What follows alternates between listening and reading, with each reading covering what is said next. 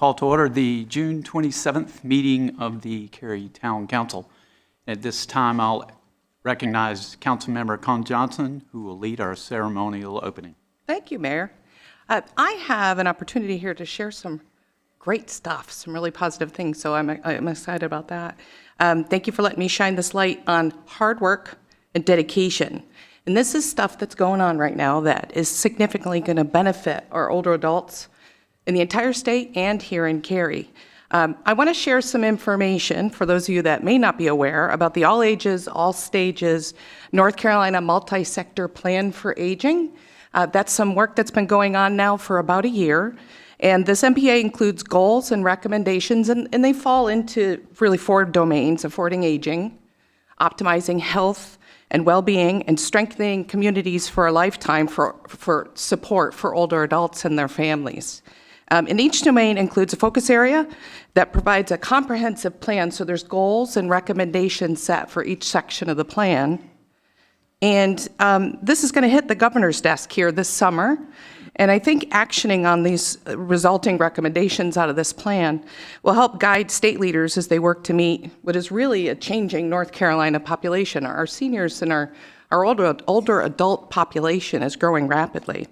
I was honored to volunteer on that. I worked on the domain on strengthening communities for a lifetime on the housing section of the plan. So I know that section really well. If anybody ever wants to chat with me, you can't shut me up about it. But I can tell you, working on this in these groups, it was initially 275 volunteers across the entire state. Volunteers, might I add, that worked for a year on this plan.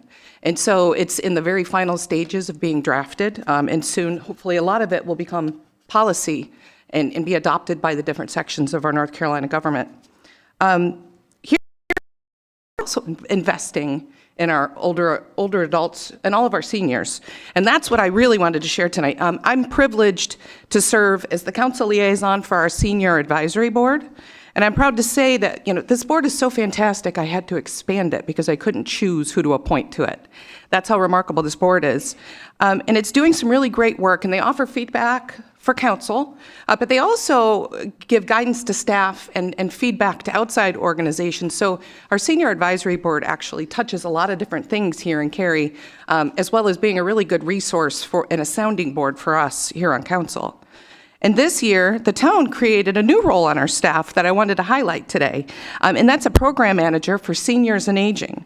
And Michelle Barrett has taken on this role, and the challenge for her really is expanding our focus, identifying and actioning on the needs of older adults in Cary. We're close, though. And I can tell you that she hit the ground running, and she's going to be an absolutely phenomenal resource here in Cary. So I just wanted to acknowledge, Michelle, if you'll stand up and just wave so everybody can see you. So she's here. And there's also been some really important and really cool work happening at the Cary Senior Center. And I'm proud to say that our Cary Senior Center has been awarded a national and state accreditation through the National Institute of Senior Centers, or NISC, because we love an acronym. And it's in recognition of the senior center's excellence in senior programming and operations, and this certification is for the years 2024 to 2029, so it's a forward-looking certification, and it was not a simple process. To gain this certification, it was a lot of genuine demonstration of commitment and excellence across the board, and it's really something to celebrate. Our senior center, it's really a hub of activity. It's got way more than I ever knew until I really started asking a lot of questions. It's a hub for educational classes, recreational activities. When I got there yesterday, there was a bus coming back from what sounded like a really cool day trip. I'm going to take advantage of that when I have some free time. But the goal is to keep people connected, healthy, and really active in the community. And Brett Moraes is sitting here. He's our operations and program supervisor at the Cary Senior Center. Stand up and say hello, Brett. I wanted to recognize Brett especially.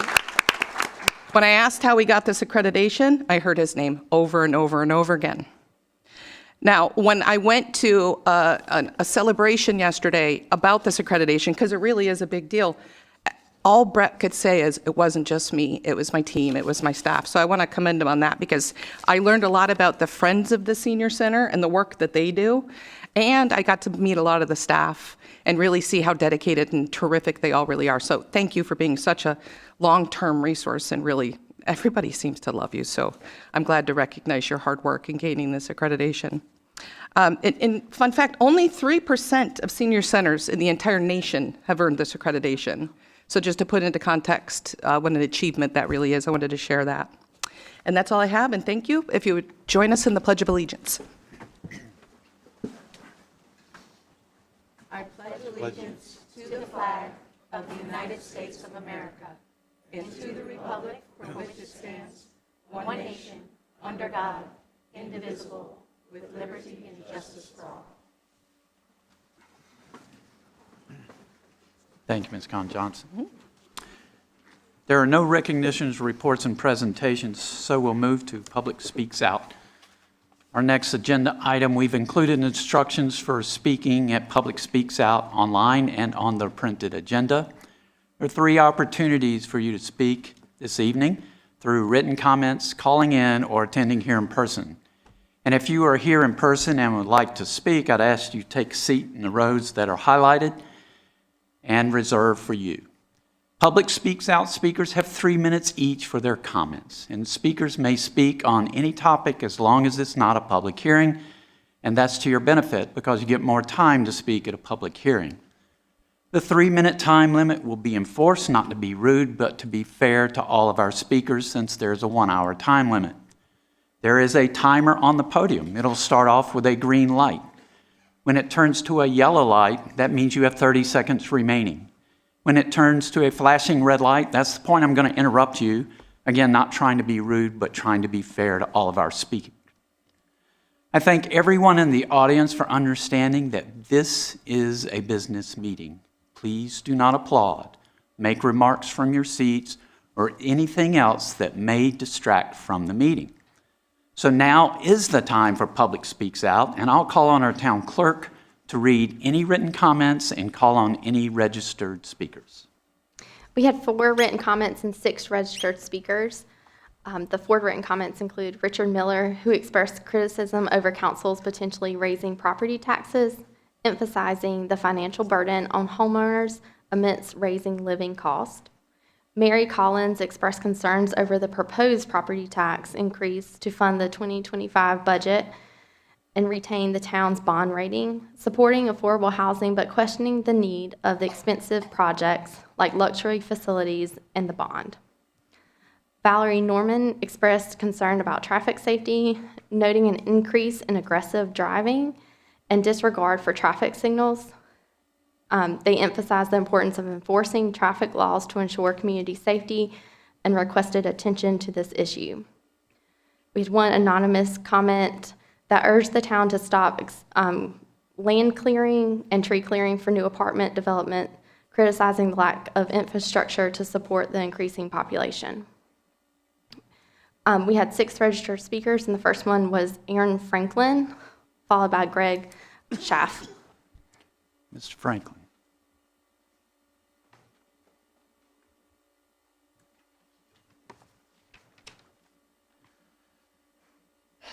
Members of the Town Council, I thank you, first of all, for your service. I am really glad to live in a town where, according to the Public Speaks Out website, it believes in an involved citizenry as the hallmark of a strong community and an effective government, as shown in the town's organizational chart depicting citizens at the top. I love Cary. When my wife and I moved our family here 10 years ago, we had 3 elementary school kids. Now we have a freshman in college and 2 high schoolers. And over those years, we've tried our best to support the community in positive ways. We raised our kids through the public schools, contributed to Town of Cary programs, and so forth. We have truly been grateful for what you've done to build Cary into a community that helps families thrive. I'm here to speak about 22 Res 14. Honestly, I kind of inadvertently have evolved into a leader of sorts over a group of citizens that numbers over 1,000 now. And I'm a professor at Duke by trade. We have professors from UNC and NC State, and we have medical professionals and lawyers and restaurant employees and business professionals and artists, you name it. But as we gather here tonight, some of us wearing red, we are all the same. Concerned citizens of Cary pleading for you to oppose 22 Res 14. There are 3 reasons for this request. In summary, 1, a lack of collaboration. We have worked diligently to engage with the developer's representative. You will hear from some that we want nothing but single-family homes, or that we cannot be reasoned with. This is inaccurate. We are really excited about the development on this site and have a lot of ideas that we have striven to share with the developer's rep. In fact, after the March 2023 public hearing, I reached out as a representative of my group to Mr. Barron. He elected not to engage with this large body of citizens. Number 2, to connect apartments to a street of established single-family homes would be an unprecedented move in the town of Cary. To allow this would be damage to the established quality and character of our neighborhood. And number 3, zoning of 6 acres of this site is TRCU, established just 10 years ago. We would love to see someone come forward that wants to develop this in collaboration with the community, rather than a single-minded, out-of-state developer with sole focus on bottom-line profit. When you vote tonight, I hope you will consider the vast number of citizens here and those watching online. We are your constituents. Some of us might be emotional, but collectively, we are not irrational. We have spent years establishing the character of West Cary and ask you to support us to continue to do so in the years ahead. Thank you. Ladies and gentlemen, please do not make remarks from your seat or applaud. Please don't. This is a business meeting. Next speaker, please. Greg. Could you move to your left, please? Could you move to your left, please? That'll help the guys upstairs trying to get you on the mic. Thank you. All right. Good evening, Mayor, Town Council members. My wife and I moved to the area about... Could you state your name just for the record? I know she stated it, but Sorry, Greg Schaff. thank you, Ms. Shaw. My wife and I moved into the area about 20 years ago. We both got chemistry degrees, and we found good jobs and great opportunities and small biotech, large pharma companies, and everything in between. My wife will actually hit 20 years working at the same company this fall, which is pretty unprecedented for employment. But she loves her job, and she's really engaged in it and has a passion for what she does. About 8 years ago, we moved into Cary, where we could be closer to our jobs and raise a family. We have 2 kids that we wanted to go to the schools in this area for. And when you enter the northern part of Cameron Pond, you drive past Russo Drive. And at the end, it's dead-ended. We always knew there was going to be some sort of other development there, presumably a single-family community like ours. But being in this sort of area with the growth and the opportunities and everything, we know that's not reasonable. There's going to have to be more density to accommodate all of this, and we get it. We get that there's going to be more density. And as I drive into work, I also drive past all these other large developments. There's the Courtyard development next to Whole Foods. There's the Ivy one that's going up now at the end of Carpenter Fire Station. They're clearing another whole area near 540, which is presumably going to be another big complex. And then this one will just add to it. This one specifically, though, connected right up to our neighborhood. And I came here last spring with a study that I did of all the apartment complexes in the area. And there's not a single one that I could find that was directly connected to a single-family neighborhood. Not a single one throughout the town of Cary, and probably not elsewhere. They're usually in other places in the community, but not... There's usually a much better transition from a neighborhood to a large development. So I'm here asking for you to vote no on this rezoning and this development. And I'm not a no person. If there's one thing I've learned from my wife over 20 years, specifically this one coming from work, she's a senior director, I'm now a manager. She's like, Greg, don't be a no person. Be a yes, but person. And that would be, yes, we can get this done when you're faced with a difficult situation, but here are the compromises that we have to make. And we have not seen any of those compromises from the developer. We've hardly had any interaction with them, as Aaron had stated, and we just want some say into what's going to happen next to our neighborhood. If there would be any way to find a local builder that understands Cary, understands our area of the neighborhood, somebody that we can work with and cooperate with. I have to interrupt you. If you have additional comments you would like for us to see, please leave them with the clerk, and we'd love to read them. All right, thank you. Thank you. Our next speaker is Pawana Barlakoti.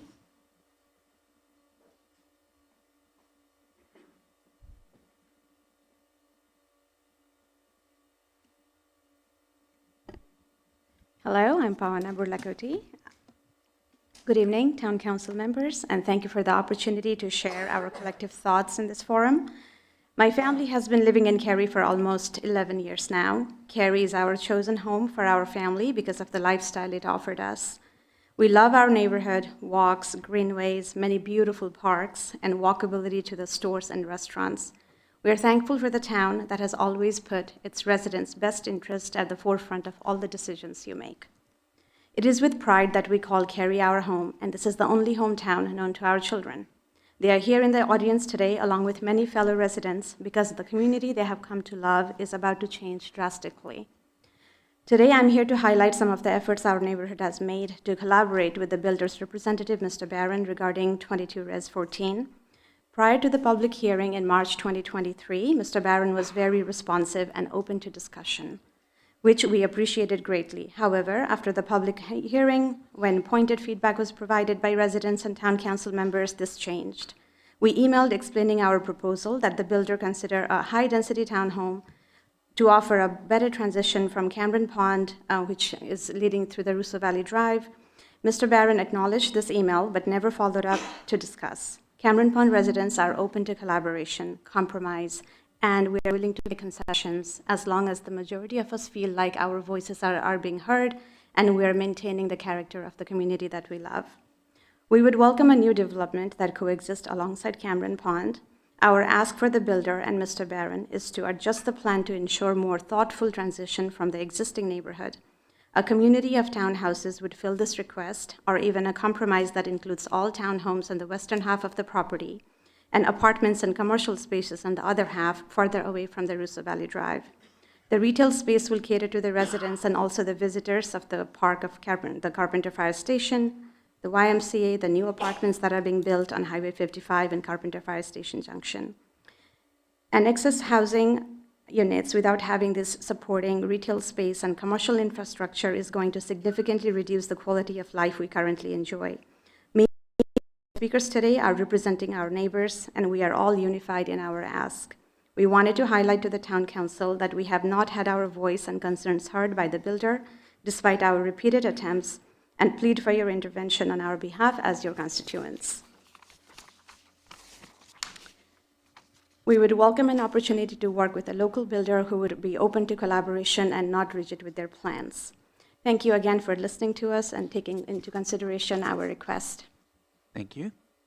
Next speaker is Tim Baisley.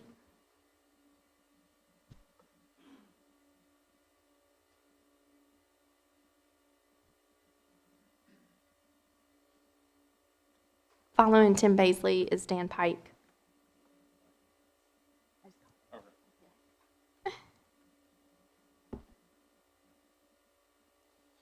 Good evening, Town Council, and thank you for your service. My name is Tim Baisley, and I'm a resident of the nearby Reserve at Wakena community. I also serve on our local Homeowners Association board. In that capacity, I've been able to meet and talk with many residents and also had the opportunity to connect with other nearby homeowners associations. Recently, we were able to convene residents from 6 HOAs in the immediate vicinity. This included the Reserve at Wakena, Cameron Pond, Sedgefield, Wellfield, Indian Wells, and Blakely. There is certainly a lot of energy and focus on the development in West Cary, especially at this critical inflection point. There are several common themes that I hear again and again from residents across these communities. A big focus, first, is on community character and balanced growth. Many current residents moved to West Cary with a predominant amount of zoning for TRCU, R8, and R40. In a very short period of time, many of those zones have been rezoned to PDD. Most residents understand and recognize the need for growth and the economics and market dynamics at play for developers and the town. There's also a strong opinion to meet the market demand with measured growth that balances the needs and desires of existing residents. Across the aforementioned HOAs, there are approximately 770 units. With existing proposals in a 1-mile radius, the housing volume goes up over 1,800, a 140% increase. If you extend that to O'Kelly Chapel Road, that number balloons over 4,300 and 828 hotel rooms. The key here is we have a lot of housing volume coming, which is a good thing. Also, the 5 nearest other in-flight developments to fit a similar profile of this proposal are all 300 plus multifamily units. This is the only proposal that does not abut or have direct access to 55. Every other residential community off of Carpenter Fire Station Road is either single-family homes or townhomes, to the transition comments made earlier. Another set of concerns ties to traffic, multimodal transportation, pedestrian safety, and community connectivity. This traffic study associated with this effort included 4 major intersections along 55. When you apply 2027 planning, which did not include new developments that have come online since, all intersections achieve a rating of long traffic delays with 33%, 109%, and 87% and 50% increase respectively. Eastbound traffic over 55 coming back to the community has very long traffic delays as rated by the study. There are other compounding factors that impact this as well, including the walkability and bikeability around 55, which impacts the community members and also puts more cars on the road, unfortunately. And lastly, Highcroft extension hasn't been complete, so it also funnels more traffic to 55. I think the specifics of this project have been well addressed by other speakers. I also believe it's important to assess this in the context of broader development. There's a lot of value in developing this space with more direct community partnership, and I hope we can do that to realize these goals, but it's not working in its current format. Thank you. Thank you. Next speaker is Dan Pike.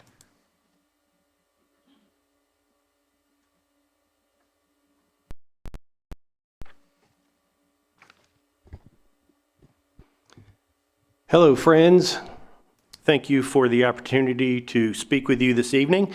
My name is Dan Pike, and I'm a resident of Cary. And I'm here in my capacity as president of the Cary Farmers Market. And my purpose this evening is twofold. One, to introduce the topic that we're going to speak on. The market manager and myself were going to share this, but we understand that it's better to do it two separate. So I'm just going to introduce it and then not going to steal any of Brett's thunder. So our purpose here is to give you an update on the success of the Cary Farmers Market since we moved to Park Street, adjacent to the park. And since I have everyone in the auditorium's attention and people online, if you've never been to the Cary Downtown Farmers Market, it's every Saturday morning from 8 a.m. to noon. It's on Park Street, right adjacent to the park. It's fantastic. And I'm fortunate enough to serve as the president of the board. And we have an amazing board. And Brett, our only paid employee, is our market manager. And I see that there's some kids here from the Cary Teen Council as well. And we have a great relationship with the Cary Teen Council. We have young people come every Saturday morning and help us set up the market. They help the vendors, and also it's a great partnership that we have with them, and we certainly appreciate them as well. Believe it or not, that's all that I have to say. Lori, it was a little more than 30 seconds, but please forgive me.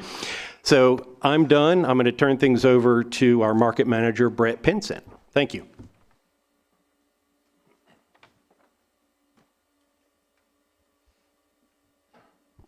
Hello, my name is Brett Pinsent.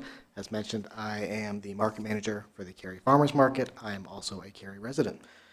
So I just wanted to go over a little bit about some of the big leaps that we've had since moving to our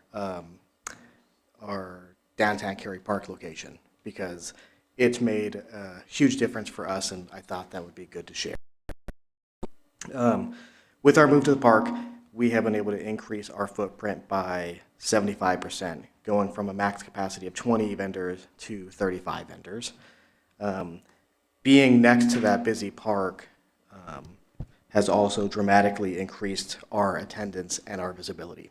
So if we compare the first 6 months of 2023 to the first 6 months of 2024, our attendance is up 104%, with roughly 14,000 attendees so far this year. We have a couple programs that we do at the market that are people with spacing here, food assistance. So our first is our Eat a Rainbow program, which is a children's nutrition program. And even though 2023 was extremely successful for us and we were able to feed over 550 children, in only the first 6 months of this year, we have already fed 510 children. So we are on pace to do, well over 1,000 children fed. And so that's over $2,500 just so far that we've already given out, and we expect it to be probably in the range of $6,000 worth that we'll have given out by the end of the year. We've also teamed up with Dorcas and their food pantry. So each week at the end of the farmers market, we buy leftover produce from them to make sure it doesn't have go to food waste, and then we donate that to Dorcas' food pantry. And so last year we did 2,200 pounds of food to them. We expect it to be similar this year too. And then our SNAP program, which allows patrons to use their EBT card at the market, and that is up 140% since last year as well. So with that, we've been able to feed over 80 families so far this year. And then finally, our vendor sales have more than doubled in our time at the park, and just up to January to June, we are at $365,000 in money being spent to small local businesses right here in Cary and contributing to our local economy. And so I just really wanted to emphasize that. I just wanted to, on behalf of the farmers market, I want to thank everybody here for your support, and especially thank the park staff for always being so wonderful with us. Thank you. Our next speaker is Bukhet Ademir.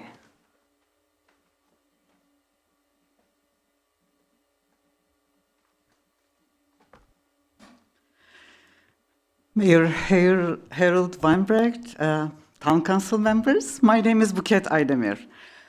I was standing here in 2010 to introduce you to our nonprofit organization, American Turkish Association of North Carolina. And since then, we had excellent events with your support. We still have a place called Turkish House in Cary. We participate in Cary Art Loop. We join Lazy Days, Spring Days. I know name changed for one of them, but more important than these. For 13 years, we organized Nazım Hikmet Poetry Festival to serve North Carolina communities, not just Cary, at Page Walker. And again, for 13 years, we have been organizing Children's Day Festival of Cary. And I'm proudly the initiator and contributor of that festival since then. Normally, Town of Cary reserves an outside location for the festival and a rain location. And in 2022, we had to move it to our rain location, which was Herb Young Center. Maybe some of you were there. Last year, new downtown Cary Park, very successful event. Event fits the location, or location fits the event excellently. We are so happy about that. A quick summary, arts and crafts for everyone. More than 350 kids take the stage from 25 different organizations. Different art forms, from chorus to ballet to, again, traditional, like Turkish dancers, Indian dancers. We see it as a great service to Cary communities, the diverse members of the Cary residents, I guess. So, I am here today. I rushed to this meeting, first of all, to thank you for this collaboration. We truly appreciate Town of Cary's support. But we also got the news that Town of Cary will not be providing a rain location anymore for this festival. We are working with the representatives. I truly appreciate their openness to discuss this, but this, to me personally, this news was a little bit shocking because I cannot imagine 350 kids, their families, their teachers, putting all that time and effort to get ready for the festival. For some of them, this is the only time they show off what they've been working on. And telling them that, sorry, it's gonna rain, we have to cancel. See you next year, maybe. That bothered me, so I wanted to share my concern with you. Again, I want to restate our commitment to serve Cary communities. That's our goal. This is, and I do hope that town sees this not as supporting a nonprofit cultural organization. It is what it is, but it is more than that. I'm so sorry. It's more than that. I'm here to answer any questions later on. Thank you. No additional registered speakers. And on the last one, we have somebody working on that, or what? Okay. If you're here in the audience and didn't sign up, now's your opportunity to speak. How much time do we have left in Public Speaks Out? We are around 40 minutes. Okay. So we still have time. If you'd like to speak at Public Speaks Out on anything that's not a public hearing, now's your opportunity. Any more speakers? That's a public hearing. Seeing no one, I'll close Public Speaks Out. And I'm sorry.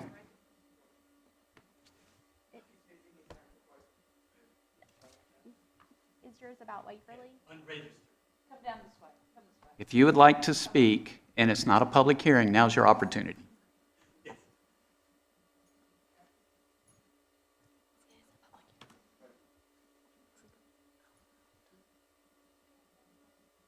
Waverly. It's Waverly. If you're here to speak for Waverly, you'll have an opportunity in just a few minutes. That'll be a public hearing. Not now. But soon. You're fine. I'm old. I'm right there with you. We have the same color hair. So we'll now move to, I'll close public speaks out, and we'll move to the consent agenda for the benefit of people watching this meeting. I'll review the consent agenda items. Please understand that one vote approves all of these items. On the consent agenda, we have minutes of June 10th, 2024. Proposed amendment to Town Code of Ordinance and traffic schedules regarding parking and fines. 23 REZ06 Woodfield Walnut Multifamily PDP and Statement of Consistency. Cary NCDOT Street Maintenance Transfer. Cary Parkway at Norrell Boulevard Signal and Sidewalk Project Bid Award. Would council members like any of these items pulled for discussion? If not, I would entertain a motion to approve the consent agenda. So moved. There's a motion and a second discussion. All in favor, please say aye. Aye. Any opposed? Motion carries unanimously. And now we're moving to the public hearings. Same rules apply for public hearings that apply for public speaks out with one exception. Speakers now have 5 minutes each for their comments. And the first public hearing is 23 REZ 12 Waverly Place rezoning. First, we'll have Assistant Planning Director Katie Dry to introduce the item. Council will not take action on this rezoning tonight. It's going to be referred to our Planning and Zoning Board as part of a multi-month process. The item will return to council in a few months for a vote. Ms. Dry. Good evening, Mayor and Council. This is the rezoning request for the Waverly Place Shopping Center. This rezoning proposal aims to redevelop a portion of the Waverly Place Shopping Center through the integration of multifamily residence and additional commercial uses with structured parking. Much of the existing shopping center will remain in place. The rezoning boundary, which is shown here in yellow, includes 2 of the existing surface parking lots behind Whole Foods and in front of Cine Bistro, and it also includes a portion of the building that includes Cine Bistro. The area that is not included in this rezoning includes some of the tenants such as Whole Foods, Shake Shack, as well as other tenants, including out parcels such as Chick-fil-A, and also the medical office buildings along New Waverly Place. In total, the area for this rezoning is 7.75 acres. It's within the larger portion of the interior portion of the Waverly Shopping Center, which totals about 22.45 acres. The current zoning is general commercial conditional use, and the applicants are proposing to rezone to the mixed-use district. This zoning district requires a preliminary development plan, which I will describe shortly. According to the future roadway widths map, the site is located on private roads within a shopping center. Nearby thoroughfares include Tryon Road and Kildare Farm Road, both of which are built to the ultimate cross-section. The site is served by Go Cary Fixed Route 5 and Go Triangle Transit Route 305. Thank you, sir. The Parks, Recreation, and Culture Resources Master Plan does not include any proposed greenway corridors within or adjacent to the site. The Swift Creek Greenway Corridor is located 0.7 miles to the south with access from Kildare Farm Road. The Crescent Green Greenway Corridor is located about 0.6 miles to the west of the site. There are 2 parks in close proximity, including the Marla Durrell Park and the Harold D. Ritter Park, both of which are less than a mile away. According to Cary's GIS maps, a portion of the site is impacted by stream buffers, but field determination of those features would occur at the time of development plan review. The MXD zoning requires a preliminary development plan. This is the submitted plan for the Waverly rezoning. It includes 2 development pods. These development pods are bisected by a road called Circulation A. Circulation A may travel between the buildings, or it could travel within buildings, and the building heights are proposed to be between 4 to 7 floors. The pods could bisect Circulation A. They could be built as separate buildings, or it could cross over Circulation A, in which there's a provision for the road to travel through and underneath the buildings. The proposed uses are associated with this rezoning. multifamily with a minimum of 300 to a maximum of 750 units. They're also proposing commercial units with a minimum of 5,000 square feet up to 30,000 square feet. The following uses are proposed with the commercial uses. And just to show how this compares to the current zoning on the site, this next slide shows the current uses that are allowed under the current zoning district. So this list of uses that we're looking at now are all the uses that could be currently built. So with this rezoning, they're reducing the number of uses to just the ones shown highlighted here. And that could include nightclub, bar, office, professional and wellness center, retail store, neighborhood recreation center, personal service establishment, brewery, theater, and ABC store. Dimensional standards proposed with the site include building heights that could range between 4 to 7 floors. The applicant is proposing build-to lines of 25 feet, ensuring that buildings are pulled up to the street to create an urban frontage along Colonnades Way and New Waverly Place. Streetscapes will be 15 feet wide with street trees and pedestrian scale lighting. Sidewalks will be 10 feet along Colonnades and New Waverly Place and could range between 6 to 10 feet along Circulation A, which is shown in blue. The proposal includes a minimum requirement of 15,000 square feet of community gathering area, which is 3 times the amount of the requirement of 5,000 square feet per the LDO.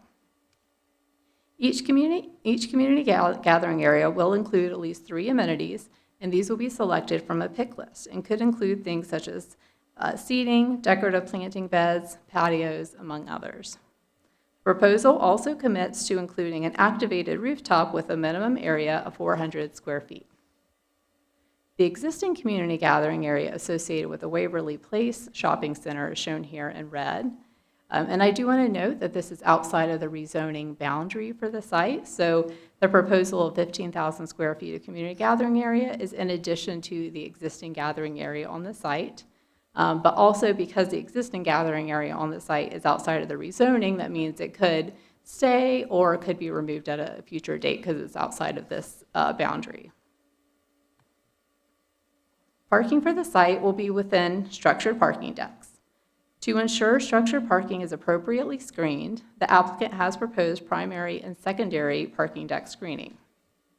Primary screening, which is shown in green, will require decks to be wrapped or concealed by other buildings or to appear as a building and mimic the architectural style of buildings.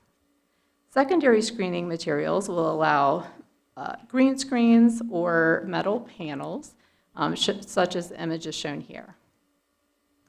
We've committed to at least 10 electric vehicle charging stations with 2 ports each to be able to charge a total of 20 vehicles. The PDP also commits that a minimum of 10% of the spaces will be EV ready so that they're pre-wired with conduit to support future charging stations. The PDP also proposes to exceed the LDO requirement for bike racks by 20%. The traffic study for this rezoning recommended improvements at 4 study intersections. That includes site driveways associated with the site. The intersections are at Kildare Farm Road and Crescent Green, Tryon Road, and the right-in, right-out access into the shopping center, Colonnades Way and at one of the site entrances, and New Waverly Place at one of the other site entrances. The applicant has offered to provide improvements at their site entrance on New Waverly Place, shown in green. In addition to intersection improvements, the traffic study recommended the applicant collaborate with Cary on the inclusion of pedestrian and bicycle-friendly facilities to enable safe and comfortable bicycle and pedestrian travel within the site. This circulation plan, submitted with a preliminary development plan, proposes a 10-foot wide sidewalk along the site frontages for Pod 1 and Pod 2. And limited sidewalk improvements are proposed elsewhere on the site, but these are also outside of the rezoning area. The preliminary development plan also calls for the use of buffered bicycle lanes along the area highlighted here in red. Buffered bicycle lanes are an example of which is shown in the image that's shown on your screen. They are also proposing shared bicycle lanes along the area highlighted in purple. And the image here shows an example of what a shared bicycle lane would be like. However, to ensure improvements provide safe and comfortable and usable bicycle and pedestrian networks, and to minimize vehicular traffic between proposed and existing uses within the larger shopping center, staff recommends the applicant consider providing separated bicycle lanes, shown in the image on the top right, on both New Waverly Place and Colonnades Way. The existing Waverly development was built prior to Cary's current stormwater regulations. Concerns have been shared by nearby residents over impacts to streams and lakes downstream.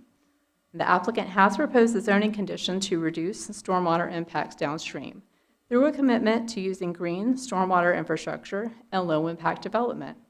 Staff is still working with the applicant on the exact language to be included with this commitment.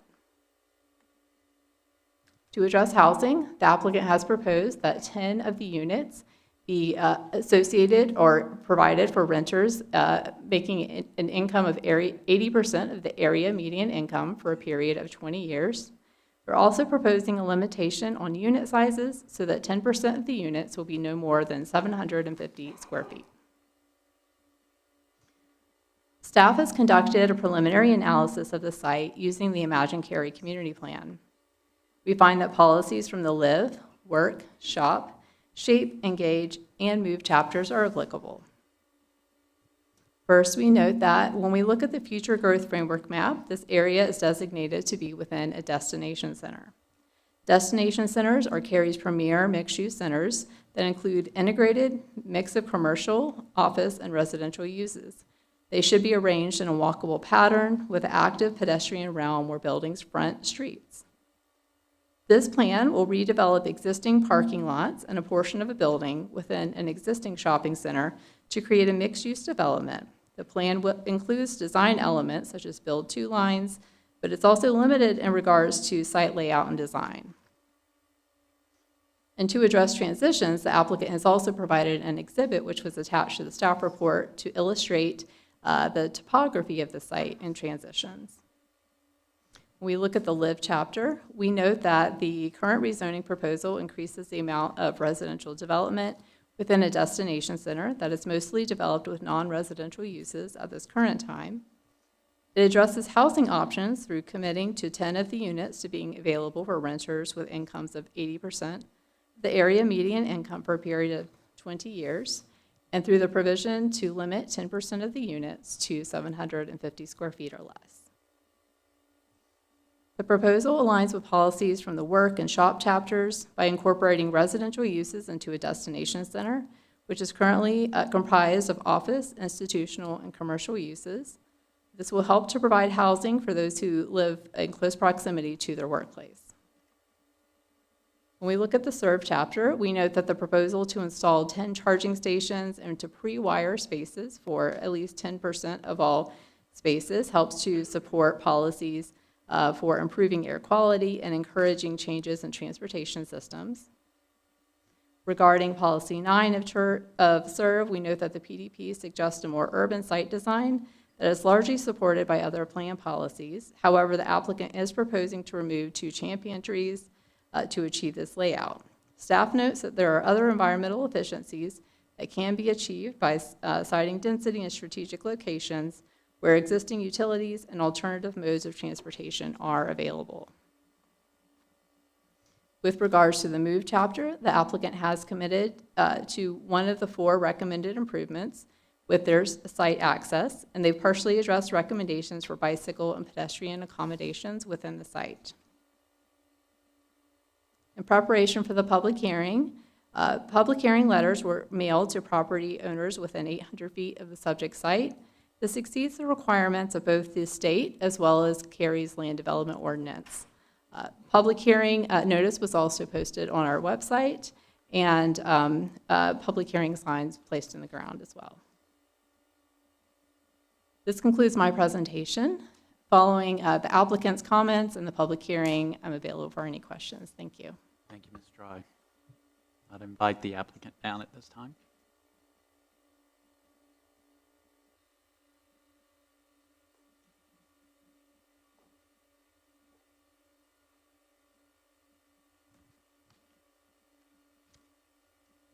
Good evening, Mayor and members of council. I'm Jamie Schwadler with Parker Poe at 301 Fayetteville Street, here on behalf of the applicant Hines.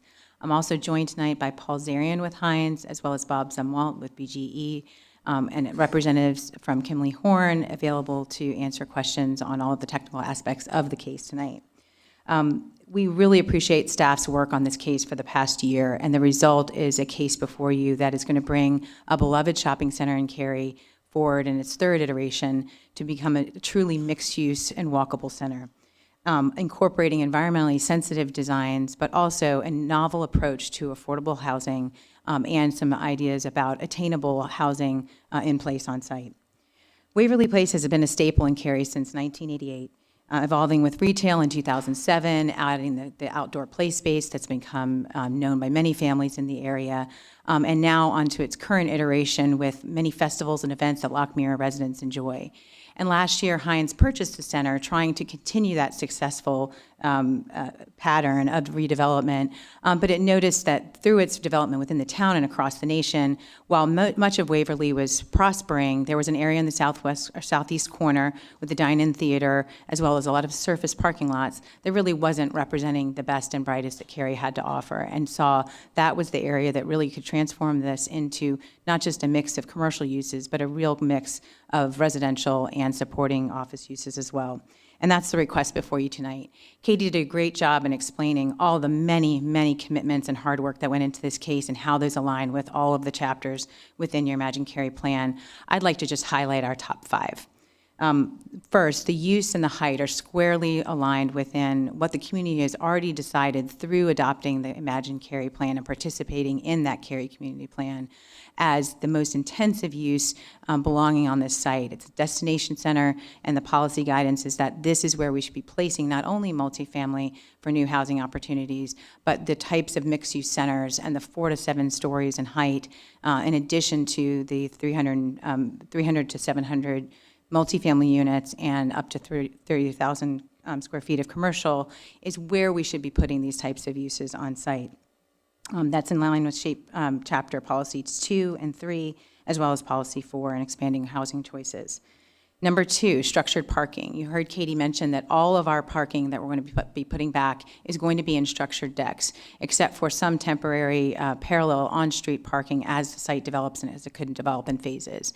That's significant because it's a very intense investment to invest in structured parking, but we also have to repark the existing surface area lots that are there today. So not only providing for our new residents in the multifamily, but making sure all of those businesses can still thrive and attract the commercial uses and the parking that's needed to support them.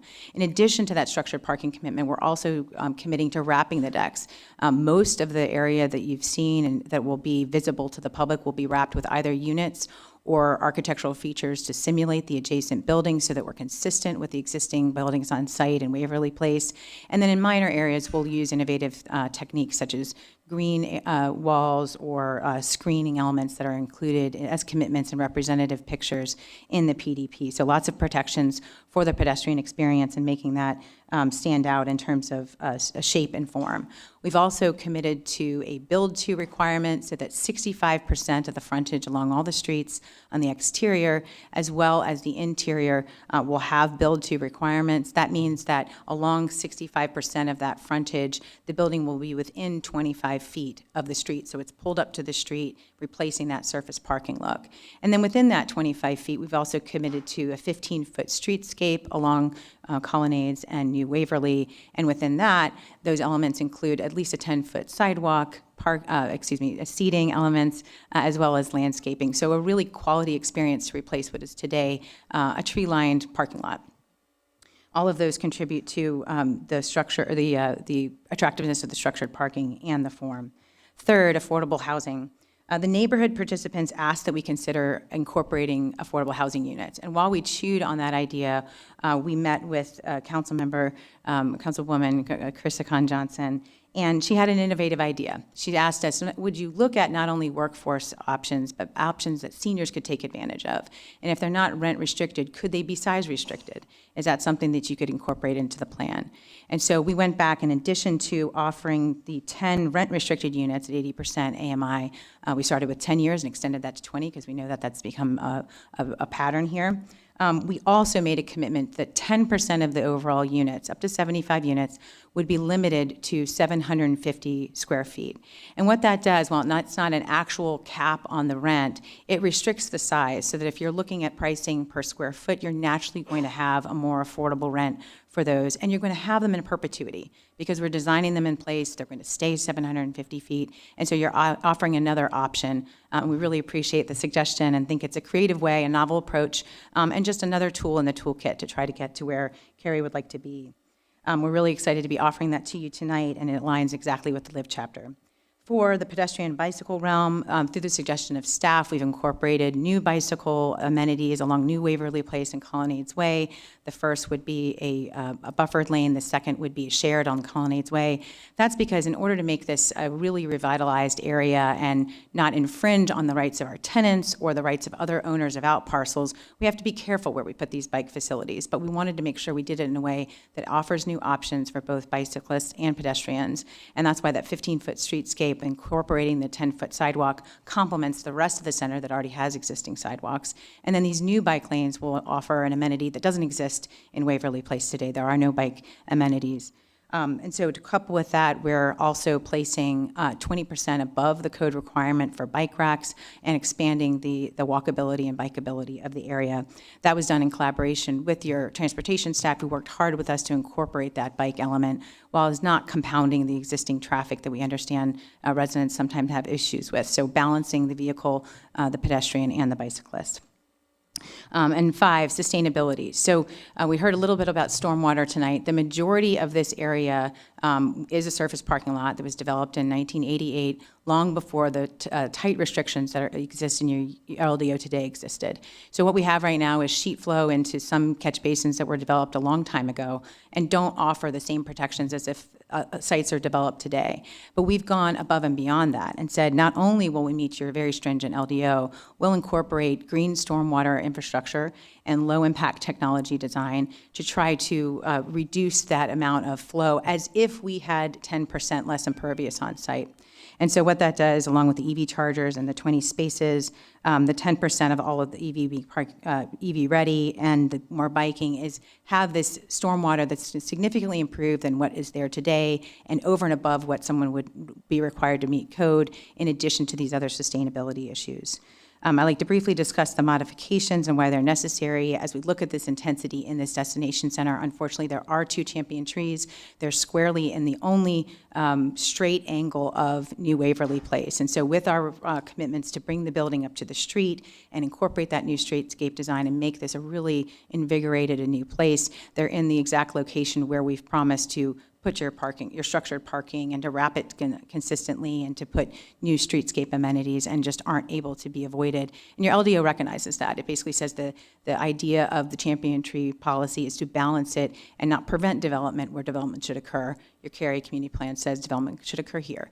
And so those are measured and they're justified, as well as the grading that we've requested a modification from. And so with that, this is a unique, thriving center in the middle of Cary that has a chance to have its third life, a third iteration, and bring not only new residents, but new shoppers and new customers to this area that can make Waverly a treasured part of Cary for years to come. And we appreciate your time tonight and look forward to answering any questions. Thank you. Thank you.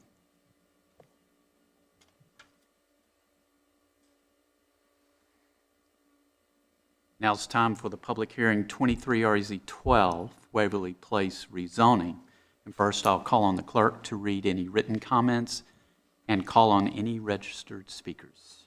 We had 92 written comments, 2 call-in speakers, and 8 in-person speakers.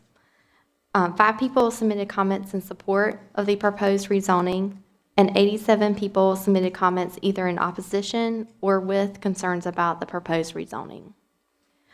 Our call-in speakers, our first speaker of that is Allison Spencer. Allison, would you confirm that you are on the line and can hear us?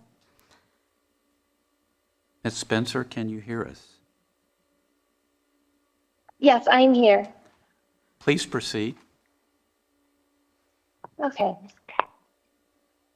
My name is Allison Spencer. I have lived in Cary since 1997 when I was in first grade. Since I have lived here, I've seen massive changes in the community. not always the most positive.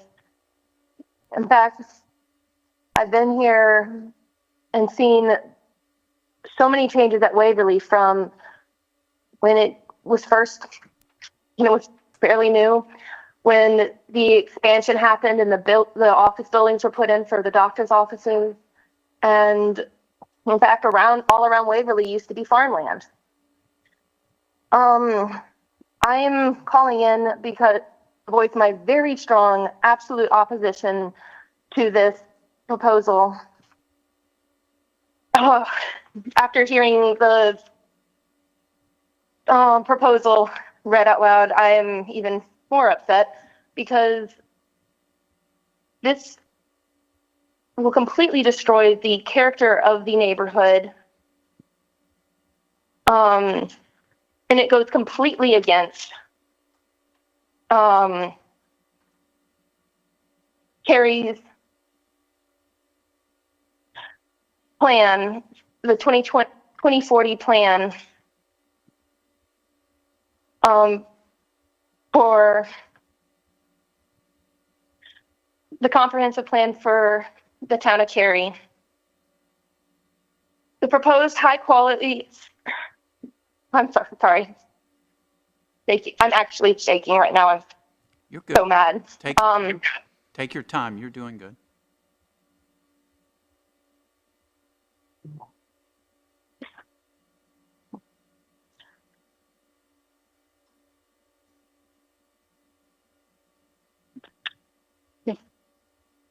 This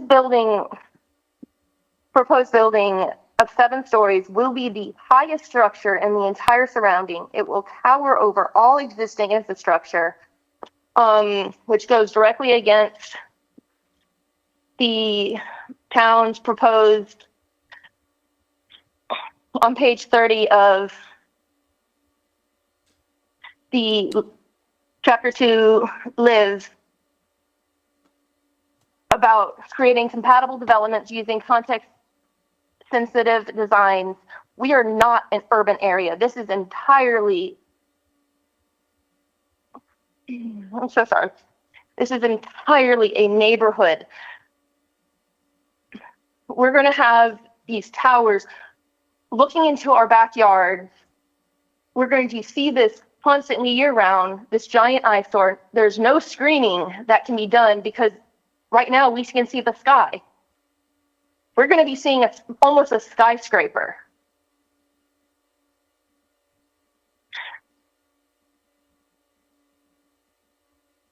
Oh my goodness. This will completely destroy the neighborhood I grew up in. Who is this actually attractive to? No one. No one who lives here. No one who is from Cary, from this area. The transportation in the area will be further damaged by this poor planned traffic in the area that is already there. This will further damage it. There are massive gaps in accessibility. You cannot drive a bike on Tryon Road. You will get run over.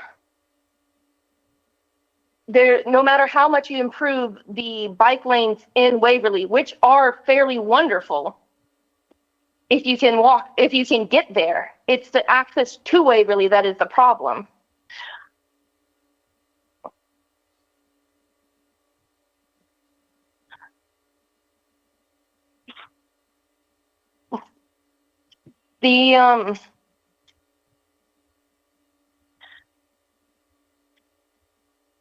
When winter comes, we have another ice storm. The shadow from this will cause massive ice buildup that will have to be used salt to melt the ice. That water will end up in Loch Lomond Lake, along with the continued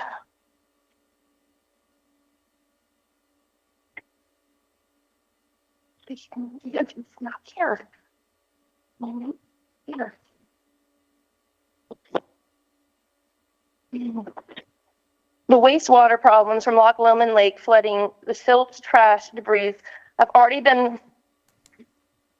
This problem is something that the homeowners, like myself, will have to continue to bear the burden of correcting this from Miss- any more additional building. Ms. Spencer, I'm sorry to have to cut you off, but your 5 minutes has May I expired. just, may I just say one last thing Okay, and just ask that Cary, please stop selling out the current residents of Cary for the benefit of these massive corporations with no ties to the community. The proposer of this project didn't even bother to show up in person himself. Ms. Spencer, I'm He sorry. has never been. Thank you for your Wow. comments. If you have additional comments, we'd love to hear them. Please send them to us, okay? We have to go to our next speaker now. Our next call-in speaker is Daniel Ahern. Say the last name. I didn't have any, my notes weren't there. Sorry. Daniel Ahern. He's Ahern? Yeah, Ahern. Mr. Yeah, Ahern? hi, everybody. Yes, Hi. My name is Daniel Hearn. We live in Ambience Lane. It's just west of Waverley Place by about 150 feet. To get into Ambience Lane, we have to do a U-turn at Tryon and Waverley Place because there's a central reservation on the road in front of Ambience Lane. And when we're turning traffic coming from Waverley as of about maybe 6 months ago, as a no turn in red, but they completely ignore it. So today it already feels like playing chicken. In fact, my wife actually, she goes to Keister Drive and takes an extra couple of minutes to come back because it's very, very, very unsafe.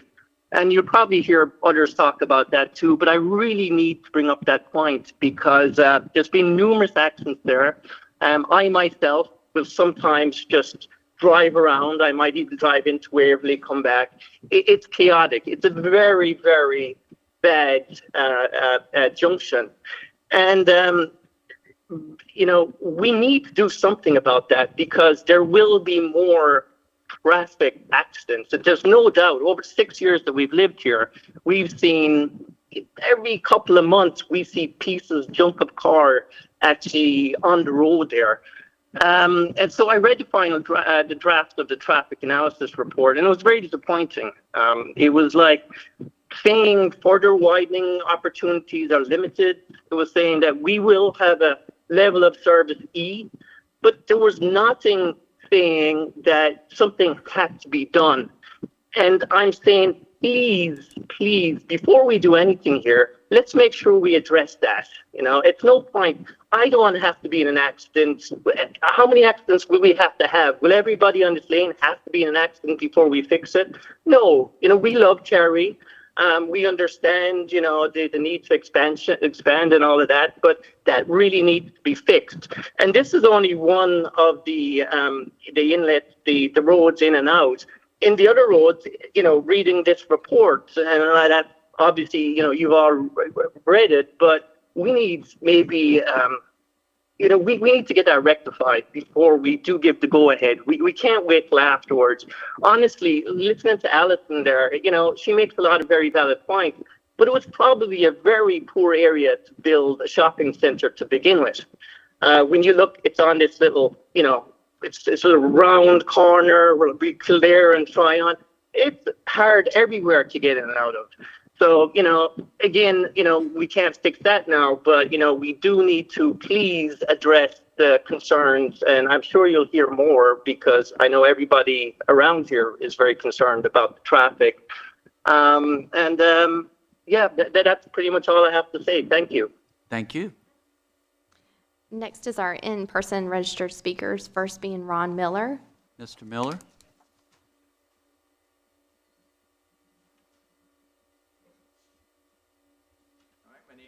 Could you move to your left, please? Thank you. It'll help Ron the Miller. guys upstairs. All right, so I have an office on Keesler Drive across the way from Waverly, and I live in Lockmere, right on the lake, so we have concerns on both ends. And I have to say, I have as much concerns about the procedure as I do about the actual construction, because I was part of the first meeting, which was back in September, and there were people, I have to say, like that First Lady in tears about what it was going to do to their quality of life. And all I have to say is, when I got the next notice, I didn't see anything that made me think that they even were addressed. There were a bunch of salesy crap in there about bicycle paths, which I got to say, didn't come up in the first meeting, or green areas and this and that. But anyhow, so before I get into it, I just want to say I happen to have a son who came out of Waverly, crossed over to Keesler where he works, and they pulled him out, pried the doors open, cut the airbags to get him out. So I know, no matter how many times you do a survey, there is nothing you're going to do to fix that intersection, and add all these people are just going to make that situation worse, and people are going to get hurt, people are going to die. But let me stick with my first one. So my first thing is, we participated in the first meeting, which was September 6th. It was a Zoom meeting or something like that. And everybody expressed all their interest and questions and this and that. So now here we are, 9.5 months later. And when they say a woman can have a baby in 9 months, we have not seen a sketch, a picture of what they're going to build. We have no freaking idea, of what they're going to build. We have no idea. We don't know if it's 4 stories, it's 7 stories. 7 stories is bigger than the hospital across the street. It is a god-awful eyesore for the people who live adjacent. We're literally a little bit, I live on the lake, so we're a little bit further away. But we still can see it. There's going to be lights on at night and everything else. But why do we we ask the people what they think, and we don't show them a picture of what you're going to build? Is there some mystery that they have? I guess I'm asking you. I don't know. You're the one who ran the meeting. Ladies and gentlemen, please do not. Please Why do not. can't we see a picture of it? Please respect that this is a business I'm sorry. meeting.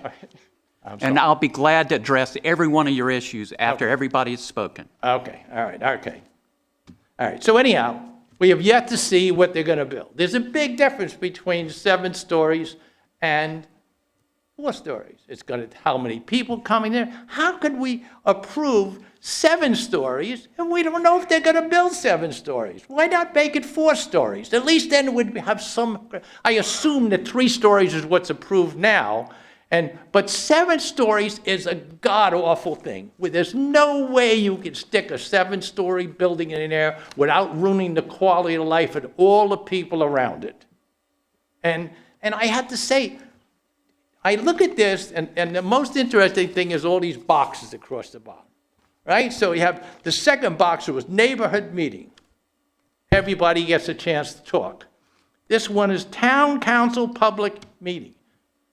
So I know what's going to happen. You want to check off this, and not you personally, of course, but you want to check off this box so you can move to box number 4. But we can't move to box number 4. We don't know what you're building. Why can't you let us see what you're building? How about the lady who was supposed to be the representative from the developer? Does she have a sketch with her? Could you draw it on the back of a napkin maybe for us? I know. So all I can say, and I'm going to address one thing which my wife told me not to address, all right? All right. And it's what they call workforce housing, all right? Now, years ago, we used to call that low-income housing. And workforce housing is described as housing generally understood to mean affordable housing for households that earned incomes that are insufficient for secure, quality housing within a reasonable proximity of the workforce. I am sorry to have to interrupt you. Okay. Your time has expired. If you would leave your comments, the clerk will make sure we get them. No, we got to go home. We got the debate tonight. We got bigger things. I got some old guys. I got to get home. Our next speaker is Larry Lane. Mr. Lane.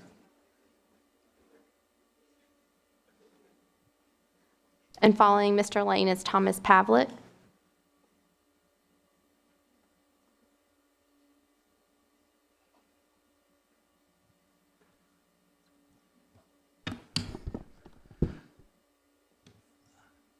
Hi, ladies and gentlemen. Thank you for allowing us to speak to this. Really appreciate it.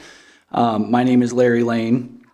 I live at 116 Summerview Lane, which happens to be one of the roads that backs up. We're kind of below where Waverly is. So I just wanted to take a couple minutes and talk about four things that were important to my wife and myself and several other neighbors you'll probably hear from in a bit. First is the question for the need for more rental housing. It seems a little odd to try to squeeze some rental housing into that particular development when right up the road there seems to be a great big new one going in at Piney Plains, which isn't very far. There's a large tract of land that's for sale on Cary Parkway and 1 that more than likely might end up as such as well. So I'm not sure what the big push is to try to squeeze it in there. So I'm a little concerned about that.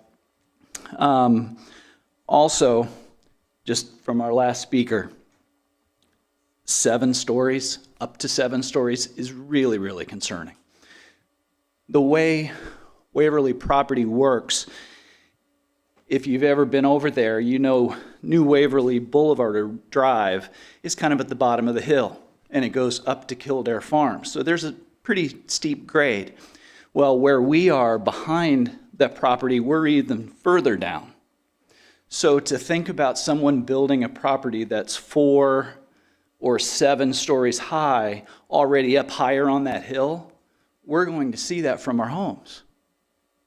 And when we come down our street off of Summer Winds and head down towards our homes, that's what we're going to be looking at. And currently we don't. And it's very concerning to think about that. And then also today, when I wanted to prepare a couple thoughts, I took a drive around town.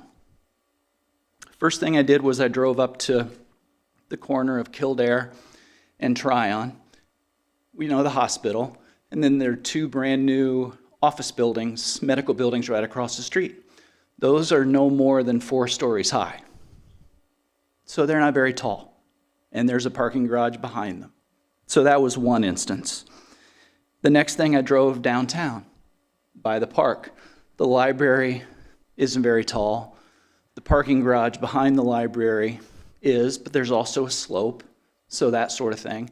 Even the developers, the Lee and Associates building is only 3 stories. So I'm not sure where the 7 is coming from. So then I drove over to Fenton. Fenton and some of their rental properties, there are 5, it looked like 5 stories on top of their retail space, roughly 7 stories. That property being, when it was built out in the middle of not a neighborhood, but just basically a field, okay, I get it. And also, too, we all know those roads coming in and out, those are big roads.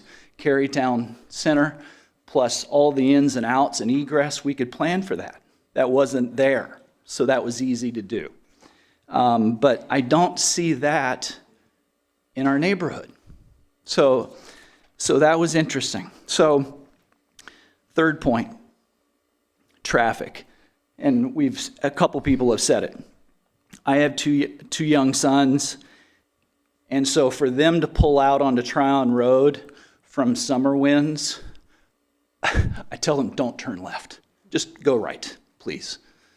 There's, at the very least, at some point, we're going to need a stoplight there or figure out something for that.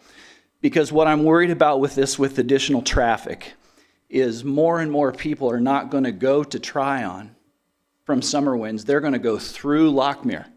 They're going to go down Summer Winds to the main road, then over to Lockmere Drive and Kildare Farm, which gets even busier and busier, as we all know, at rush hour when people cut through and all that sort of stuff. So traffic is a really, really big concern.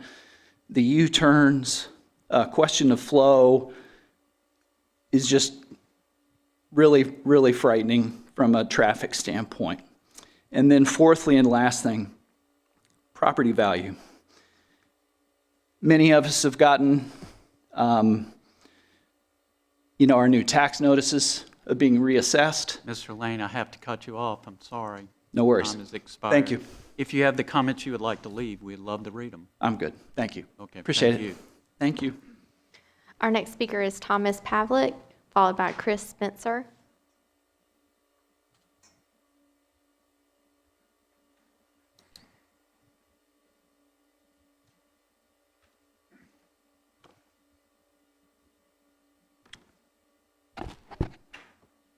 My name is Tom Pavlik. I've lived in my home in Lockmere and Cary for the past 7 years and hope to do so for many more.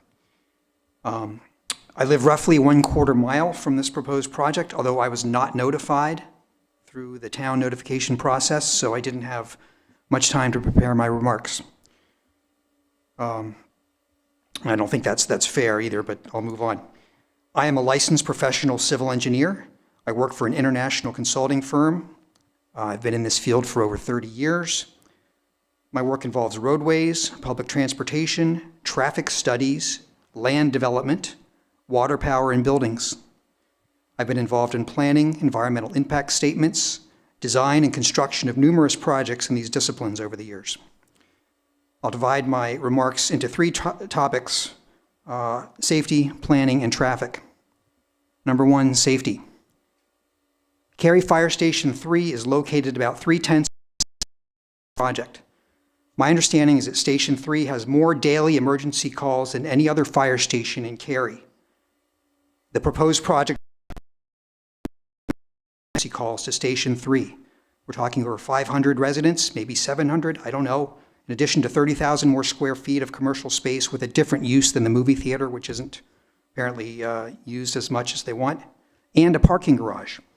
The parking garage will need to be fire sprinkled and inspected on a regular basis, which further will consume fire department resources that are not required today. I want to make a remark about commitments, which we heard about in the initial presentations. Commitments are only as good as the enforcement. They require a tremendous amount of investment in resources and time by the city of Cary to review and enforce them. And this is a fact. Cary is already years behind residential building inspections, and they can barely keep up with commercial building inspections. And we want to add this massive development. I don't see how that's possible. So planning. Planning is a professional discipline that combines established standards, best practices, and a fair amount of art. Planning should balance the needs of communities, the environment, and the economy in order to create livable and sustainable communities.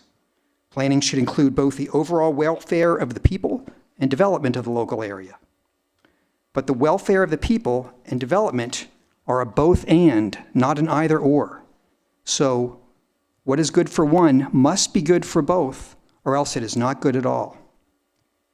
I'm not opposed to development per se. I live in Lockmere, which is a good example of development. Lockmere is a beautiful community that was integrated into the surrounding landscape, and we have just the right amount of infrastructure for what's there now, and it's all on a very human scale. Lockmere is an asset to the town of Cary, and it should be preserved. The proposed Waverly Place development has none of the qualities I just mentioned. The infrastructure will be inadequate, it will cause dysfunction to the roadway system, and a large-scale residential building and a parking garage are definitely not on the human scale of any of the surrounding community. If Cary's destination center goal is walkability, this isn't it, as people have talked about the surrounding roads, which are busy and dangerous. And let's not kid ourselves. The parking garage is a parking garage, always dark inside, brutally functional outside. It's just not possible to make a parking garage a thing of beauty. And my point was illustrated in the two images that were presented earlier. Does anybody think they were attractive? The proposed rezoning for a developer, not from this area, flies in the face of the prior beneficial use of this area by carving out an area arbitrarily and rezoning it for no benefit to the community. If this goes through, it will be a stain on the town of Cary. It's not poor planning, it's no planning. It would be an use of power to do what an outside entity wants simply to make money for themselves. So I'll conclude with a discussion on traffic. And as a reminder, I'm not only a Cary resident who would be impacted by the proposed rezoning, also my professional work includes preparing and reviewing traffic analyses such as the one for this project. I can sum up this report like this. This development is going to make traffic worse for the surrounding community, but we're not going to do anything about it. The traffic report contains numerous examples of kicking the can down the road. Almost all the traffic impacts are recommended for future study by the town of Sorry, I Cary have to cut you off. at your expense. Your time has expired. If you could leave those comments with the clerk, she'll make sure we get a copy. Thank you. Thank you. Our next speaker is Chris Spencer, followed by Margaret Warner.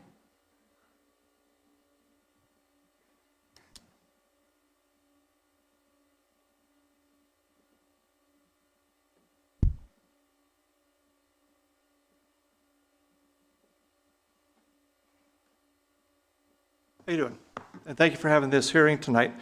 Let me just ask a question. Do any of you live in Lockmere? Okay. Do you ever go to Chick-fil-A?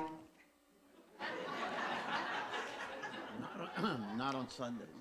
This is your time to speak. Okay, the not reason an I'm invite. asking is because We'll address that too. I live a half a mile away. I know exactly what you're talking about. So you talk to us, not we talk back. Okay, well, the traffic there is horrible. And it backs up all the way inside, and it backs up on Tryon Road. And in reading the traffic study, the suggestions for improvement was to put a crosswalk on Kildare Farm Road at Tryon and a sidewalk on Cary Parkway. That's the traffic improvement that came out of that study. Are you kidding me? I mean, I got to tell you, I'm mad. And I'm the one who, with my wife, we organized the people in Cary, in Lockmere. And within 2 days, we had 500 signatures on our petition. It's over 800 now. We're not happy. As a matter of fact, I've got 6 people that want to run for office because we don't feel you listen to us. As a matter of fact, this project represents a complete breach of trust with the community. This isn't good. I've lived here 26 years. This is the first time I felt compelled to come to a meeting. And it's because you're not listening. Nobody listened to the conference call where we brought up a number of issues. Oh, yeah, good question. We'll have to get back to you. No one got back to us. Yeah, there are a lot of people that are mad that aren't here because of the presidential debate tonight. But my question is, what have you promised to Heinz already? Why do they want to come here into that shopping center and they think that they're going to be able to make money on it? I don't know. You wouldn't believe how many people think that this is a corrupt process. So it's not a good look for the town of Cary. My big question is, and I know you're not going to answer, what's your favorite radio station? Because that's what everybody is asking. It's WII-FM. What's in it for me? If you live in Lockmere and this goes through, what's in it for us? Nothing. Matter of fact, it's going to lower our standard of living. That shopping center has always been an eyesore. There's nothing special about it. We've watched store after store go in, and now you're going to put a 7-story building in the parking lot? It's ludicrous. And that's why people think that somebody's getting paid off on this. We don't know who it is, but that's the perception of your community.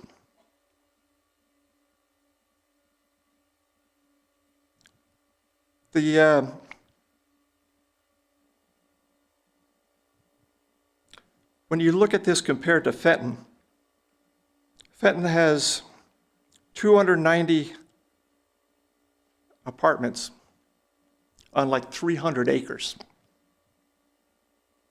This has 144 on 7 acres.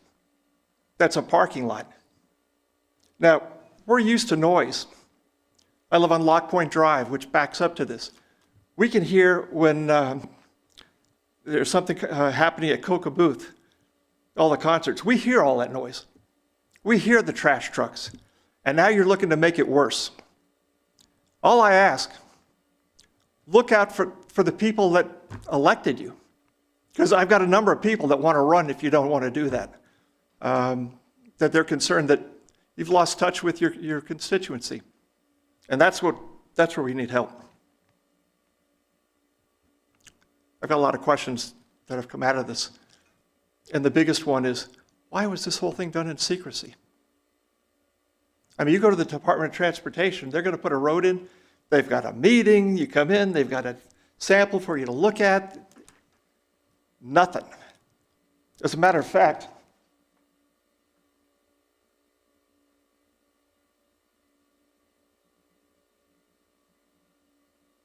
this is the notice we got.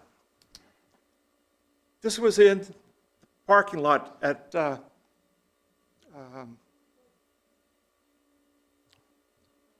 Waverly. This is.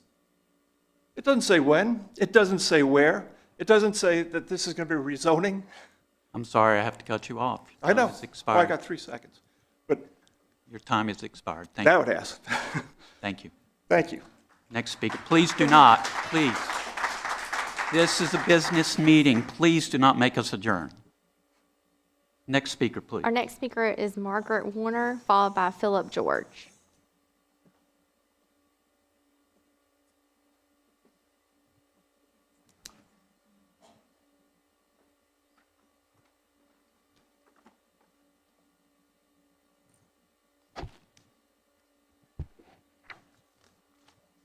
Thank you for the opportunity to speak tonight.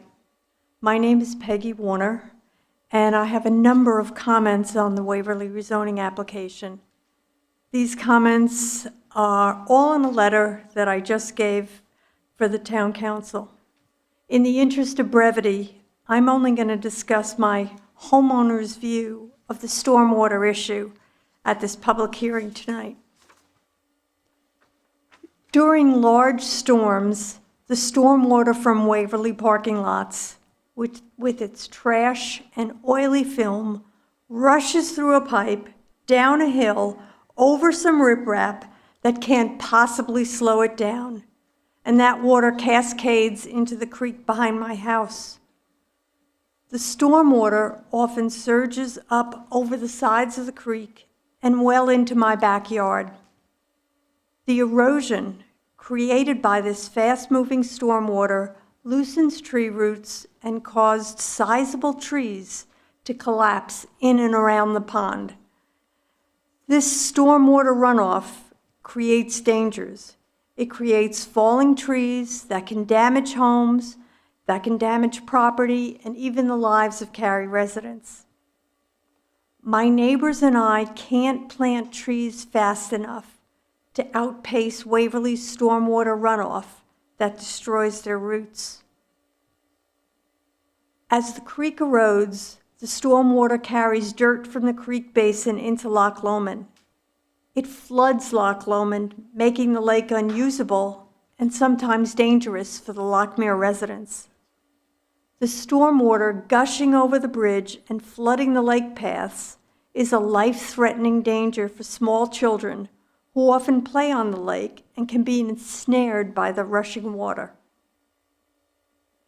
In 2020, the Lochmere Homeowners Association paid about $500,000 to dredge Loch Lomond.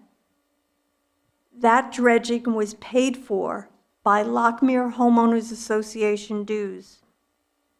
It won't be long before Lochmere will need to dredge the lake again.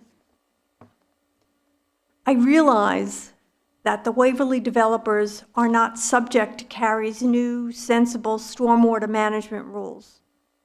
Instead, they're grandfathered under old rules that applied when 100-year storms happened rarely instead of annually. But the Waverly developers are now asking the town to rezone the Waverly property. In return, the Waverly developers must assume full responsibility for the water emanating from their property, not just a small 10% reduction labeled as Eco Green. For this Waverly rezoning to move forward, the town of Cary must work with Waverly developers to implement stormwater solutions. Tools such as retention ponds to filter the trash and sediment and slow the stormwater runoff should be considered. It is unreasonable that my family and other Lockmere residents need to pay stormwater damage from the Waverly property. Without an equitable solution to the stormwater damage that ensures the safety of Cary residents, I think the town should deny the rezoning request. Thank you. Thank you. Next speaker, please. Our next speaker is Philip George, followed by Ronald Earp.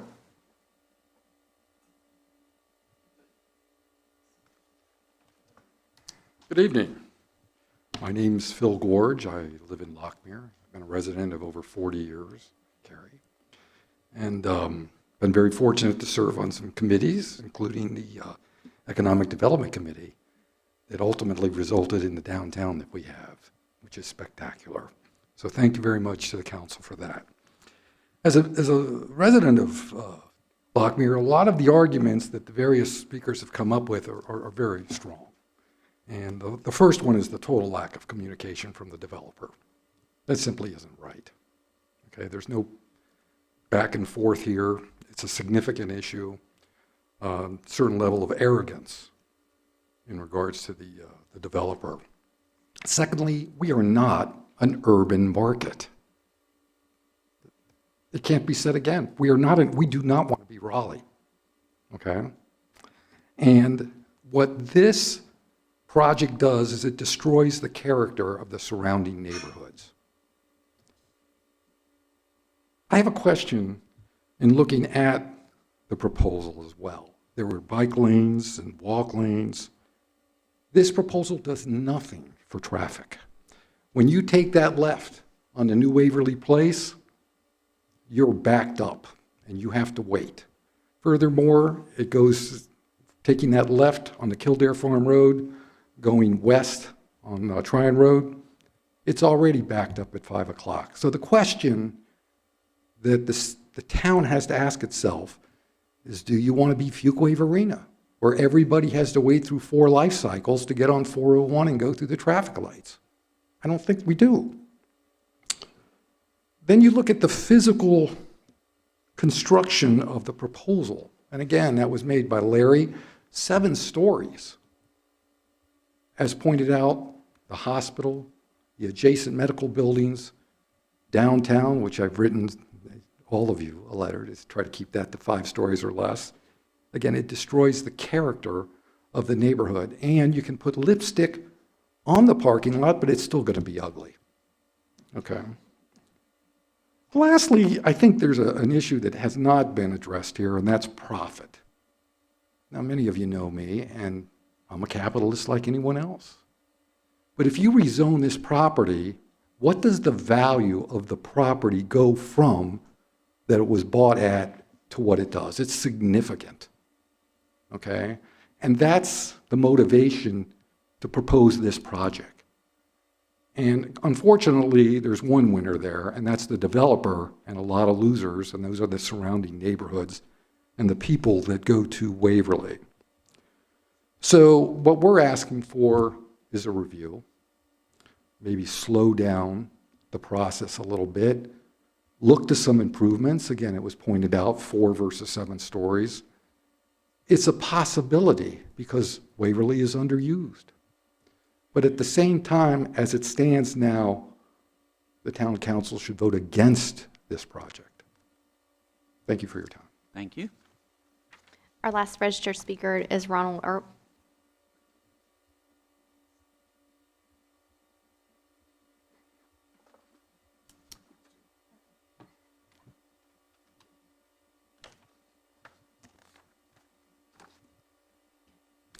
Good evening. My name is Ron Earp. I'm a longtime Cary resident. Grew up in North Carolina, I'm a scientist and run a scientific company.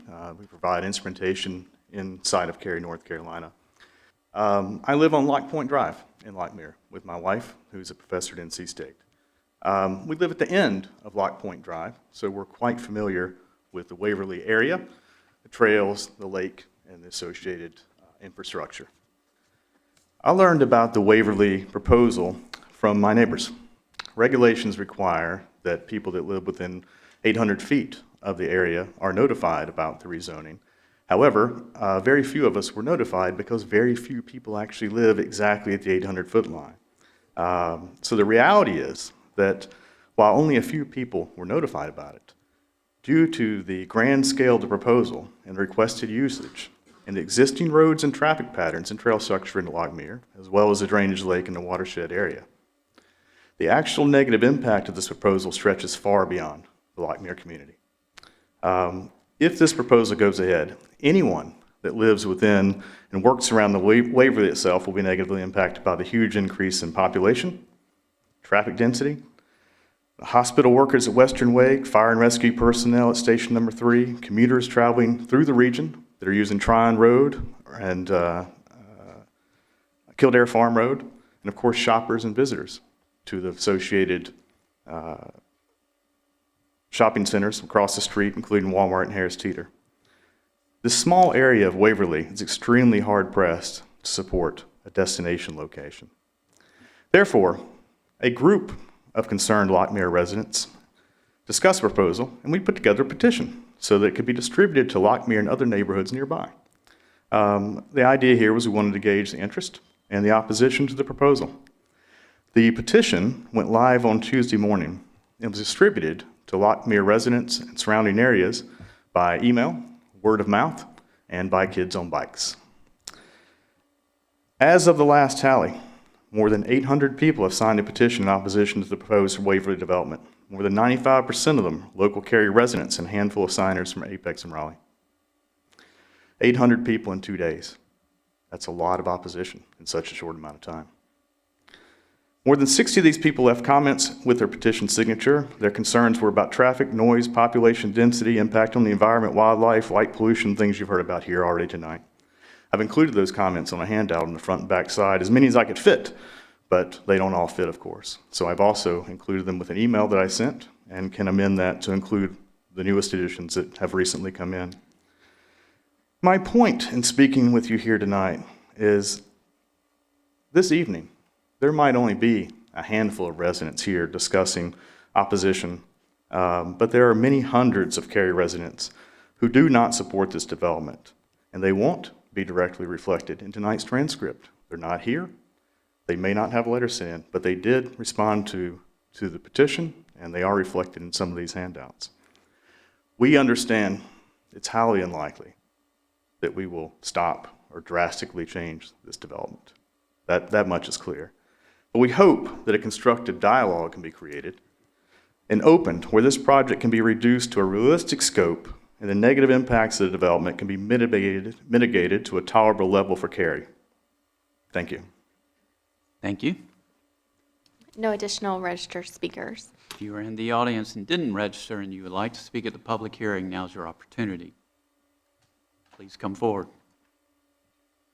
If someone else likes to speak, please be prepared so we can keep moving.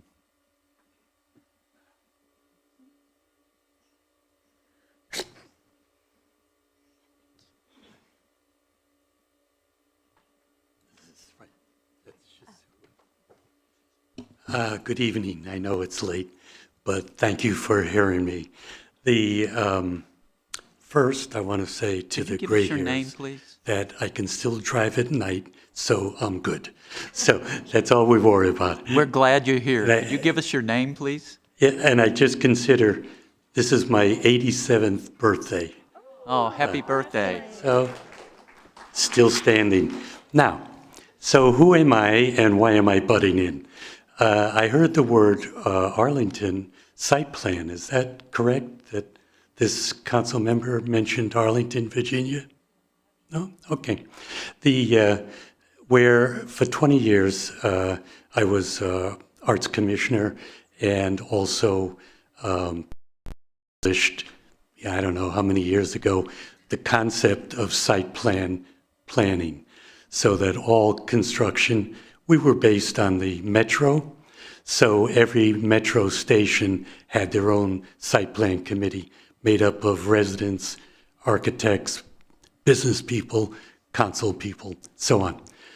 Be that as it may. Now, tonight, I'm confused in a sense because it was always a very distinct separation between a zoning request and a site plan review.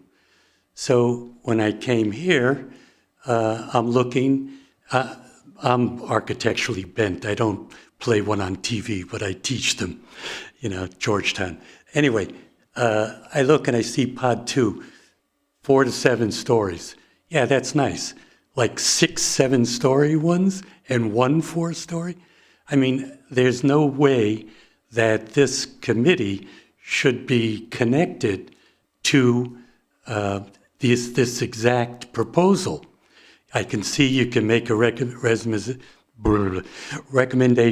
that's chemo brain, the recommendation for the rezoning.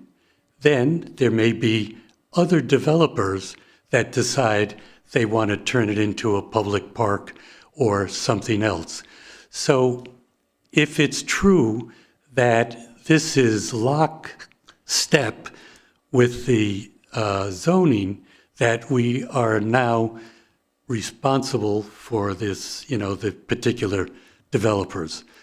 If that's the case, I think it's way over my bandwidth because you can't do a site plan program with I live on the little lake, Loch Lomond, so that's governed by the Army Corps of Engineers. So there'll be construction runoff and all kinds of stuff. Plus, no traffic studies, no site plan. I'd like to see something. Like, for example, on the 7-story buildings, I think of it, the unit, this whole section, as not a circus tent, but a tent. So I'm looking for the center tent pole, which is then tapering the buildings all the way down across the street to the medical units and so on. But that's, to me, if I was a developer, this would be perfect to smoke one by you guys, in the sense of, not having any studies done on it. It's the site plan review is a huge project. So, and it's like, when I came down here from Virginia, Northern Virginia, a kind of carpetbagger. But as soon as I got here, my reputation preceded me, and I was immediately chosen to do the outdoor sculpture. So I know how this group works, and also I was on the arts board and helped with the development of the theater, downtown, and so on. Mostly as an experienced nudge, so all I'm saying is I would like the council to have the opportunity to have 2 different reviews. You can go ahead with the zoning and then we'll see, what happens. But I'm sorry I have to interrupt you. I want to wish you a very happy birthday. Thanks. But we have to move to the next speaker, okay? Okay, I Thank agree. you. Fine. Will you say your name for the record? Pardon? Will you say your name for the record? Let's call it, let's see, today I'll be Professor Cliff Chieffo, as in Chianti, Chieffo. Thank you. And I'll get you all a shirt that says, I know a guy, okay? All right, thank you. Thank you.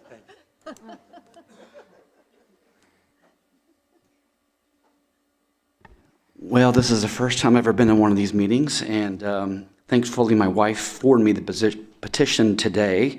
Could you give us your name, please? My name is Troy Tremaine. Thank you, Mr. And I live at I live on Springbrook Road, Springbrook Lane, about 700 yards from Waverly. I also never saw any of the signs. We go to Waverly every day. To reiterate, we get caught up in the Chick-fil-A traffic every day. One of the things that I didn't catch anybody else saying is that when there are accidents on US 1, Tryon becomes the backside cut through to go from US 1 back over to 40. And those days are awful to drive on Tryon Road. And we often have to go back, cut through Summer Winds to go through Lockmere to get back to Kildare and all those things. I also noticed 6 months ago, you all changed the traffic turn right there at the turn in off Tryon into Waverly. And it's been a mess ever since. The no right turn on red coming out of Waverly is awful. I never have understood it. I actually called for the first time Town of Cary to complain about the no left on red, or they have changed it. You can't make a left into Waverly anymore when you can still see 500 yards ahead of you and there's no traffic coming and you can't make a left there. Then you have all the U-turners there trying to make a U-turn or back around on Tryon. Is accident prone as it is today. I like to ride my bike. I can't, nor do I let any of my kids go up to Waverly during the day. It's just too dangerous, as it is today. When I do run, or did run, I would run at night when there's no traffic around, just because that's the only time to do it around Waverly. The bike lanes is also laughable because you can't get to and from Waverly on a bike. Tryon is too dangerous, Kildare is too dangerous, there's no bike lanes to and from Waverly.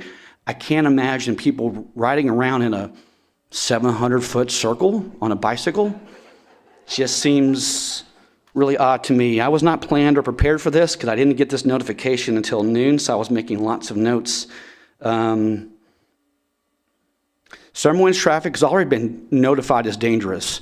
There's been a Cary review. There's been traffic signals, not traffic signals, but speed monitors up and down Summer Winds. We're trying to get a sidewalk to connect back up to Tryon because it's so dangerous. I don't like my kids walking down Summer Winds Drive to the Tryon intersection because I'm surprised somebody hasn't been hit yet. And it's astonishing to me that we're currently, with the way it is now, there's so many people cutting through, driving 45, 55 miles an hour down Summer Winds Road that an accident hasn't happened. And I know it because when I'm driving 26, I see that little light blink at me. You're going over the speed limit going on Summer Winds. We're at a unique place, I think, because in the wintertime, we have all that noise. I'm on top of the hill. I can see the hospital. I can see the lights. I hear all the noise in the wintertime because I think I'm one of the closest streets to this subdivision, to Waverly. And I can't imagine any much more loud noise because I hear Waverly's Wednesday night hoopla going on all the time. It's always ongoing, and I can only imagine it getting louder. Plus, I'm sure all the Lockmere residents had all of our property values almost double in the last year. And if this is only going to benefit the developer and all of us are going to get hit again, because I know I moved here 4 days before the storm of 2000 where we got 24 inches of snow, and property values have been going up ever since. And even in 2008, when the market got hit, our property values didn't go down at all. And you had to appeal to do anything on that. And they've doubled or close to double in the last year. That's all I have to say. I also agree with the other statements about the runoff. I walk around Lockmere Lake all the time. I see all the debris. I remember when they dredged it and had all that expense for that. And if anything has to happen on that, it should be at expense of the developer going forward. That's all I have. Thank you. Thank you. Next speaker, please. Anyone else for this public hearing? Going once, going twice. I'm going to close public hearing.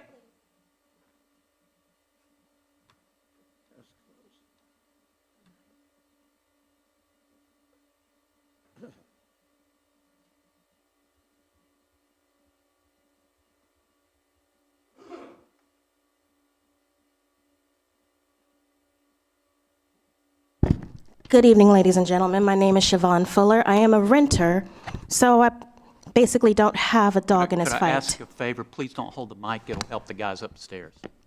All right. Thank you. I'll be brief. I'm only going to say one thing, and it's more of a question. I wonder what the point of this meeting is, because it seems to me that decisions have already been made, and this, like another person said earlier, it's just a box to check off saying that, yeah, we listened to the public, and it will make no difference in what decision is going to be made. Behind me, I see disgust and dismay, and in front of me, I can't help but see indifference, and I'm wondering if this is going to even matter. I am a local pharmacy worker, and I work at Regency Parkway, which is very close to the proposed development. I see the traffic, I hear the sirens, I see the homeless people walking up and down Kildare Farm with signs and throughout Waverly Place across Walmart shopping center. And what I don't see is any kind of consideration to what is going to be happening to the people that already live here and have to work and not be a rich person. I work 40 hours a week or more, and so does my husband, and none of us makes even the lower side of this income bracket, if you will. So what I want to know, and I know I won't get an answer, is do y'all even care? And will anything be done to address all of the concerns that have been brought up tonight? And that's all I have to say. Y'all have a good evening. Take care. Thank you. Please don't. Please don't. I've asked many times. Anyone else to speak at this public hearing? Okay, I'm going to close the public hearing. We have a lot to unpack. First of all, I want to thank all the speakers for coming here and for addressing us. It's very important we hear from you. I'm really sad that you think we're on the take or there's something going on. I drive a Hyundai and live off Social Security. I'm not on the take. And now I want to talk about the process. The process starts with a neighborhood hearing. Council is intentionally separated from that because we want the developer to tell what they're going to do. And we put staff there so they don't tell lies. That's what the neighborhood meeting is for. It's not for us to address concerns because we haven't seen it. We haven't done it. We don't know anything about it. A week before this meeting is when we got the staff report, and that is when I found out what is actually proposed. So I want to go through, and let me finish with the process. So after here, it goes to an advisory board, and what they're going to do is say, yes, it matches the Cary Community Plan, or no, it doesn't match the Cary Community Plan. What is the Cary Community Plan? That was created by you, the Cary citizens, and council approved it. We try to follow that plan, and so proposals are to pitch to us that, yes, we're meeting the Cary Community Plan, we're meeting the citizens' wishes, which obviously isn't true tonight. And then after that recommendation comes back to us with a staff recommendation, then we make a decision, and that's several months away. So first, I'd like to unpack all the things that I heard, a lot of misinformation. The notification process is required that you notify people within 200 feet. We do 4 times that, 800 feet. I am sorry if you weren't notified. If you would leave your name with us, and Katie Dry is the liaison to this, she will answer any and all questions. If you don't remember anything else, go to the website and or call 311 or email me. I'll get you answers to your questions. So I want you to know that you have access to us, and we will answer your questions. We will address your concerns, and we'll find out any information that you need. You don't listen to us. Well, this is our first opportunity to listen to you. And so now we're listening to you because it's the first time we've been introduced into the process. And you can come to every meeting and speak at Public Speaks Out. This is the public hearing. Probably won't have another public hearing, but you can come to every meeting. You can call in if you can't come. You could send us written comments. You can do anything you desire to contact us, and we want to hear it. That is part of the decision process. And by the way, I haven't made up my mind. I live a half a mile from there, and I have a lot of issues. Jack lives a half a mile from there. He has a lot of issues. The traffic, I know exactly what you're talking about. Nothing is done in secrecy in this town. I'm sorry you feel that way. I've documented every meeting I've had since 2007, weekly, and you can go read it. It's online. First, I'd like to start addressing the issues. Stormwater issues, I heard that they are grandfathered, which is absolutely false. They have to meet a 100-year storm. Is that correct? So in this particular case, because it is development, that did occur before our current stormwater requirements. So if the applicant were to develop in a way that didn't increase impervious area, then they would be able to remain under those existing stormwater requirements. The applicant has, however, offered a zoning condition for green stormwater infrastructure and low-impact development, and so that would be above and beyond our ordinance, and they're working with our staff on that. I'm very disappointed to hear that. I can tell you that the entire office buildings are built in a floodplain, I think. One of the roads is built in a floodplain, and that would never be built today. So that's a big concern of mine. That's one of them.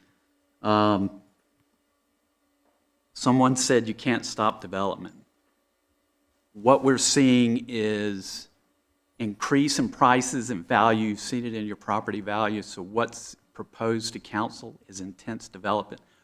We're not proposing it. It's applicants and property owners proposing it. So please don't think these are our wishes or our proposals, because they're not.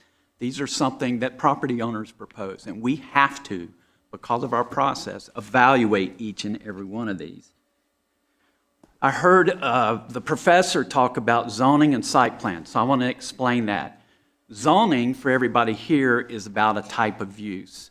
So they want to change the type of use from general commercial to mixed use. And as part of that, because of the intensity, they're required to present a preliminary development plan. And that is why you see Pod 1, Pod 2.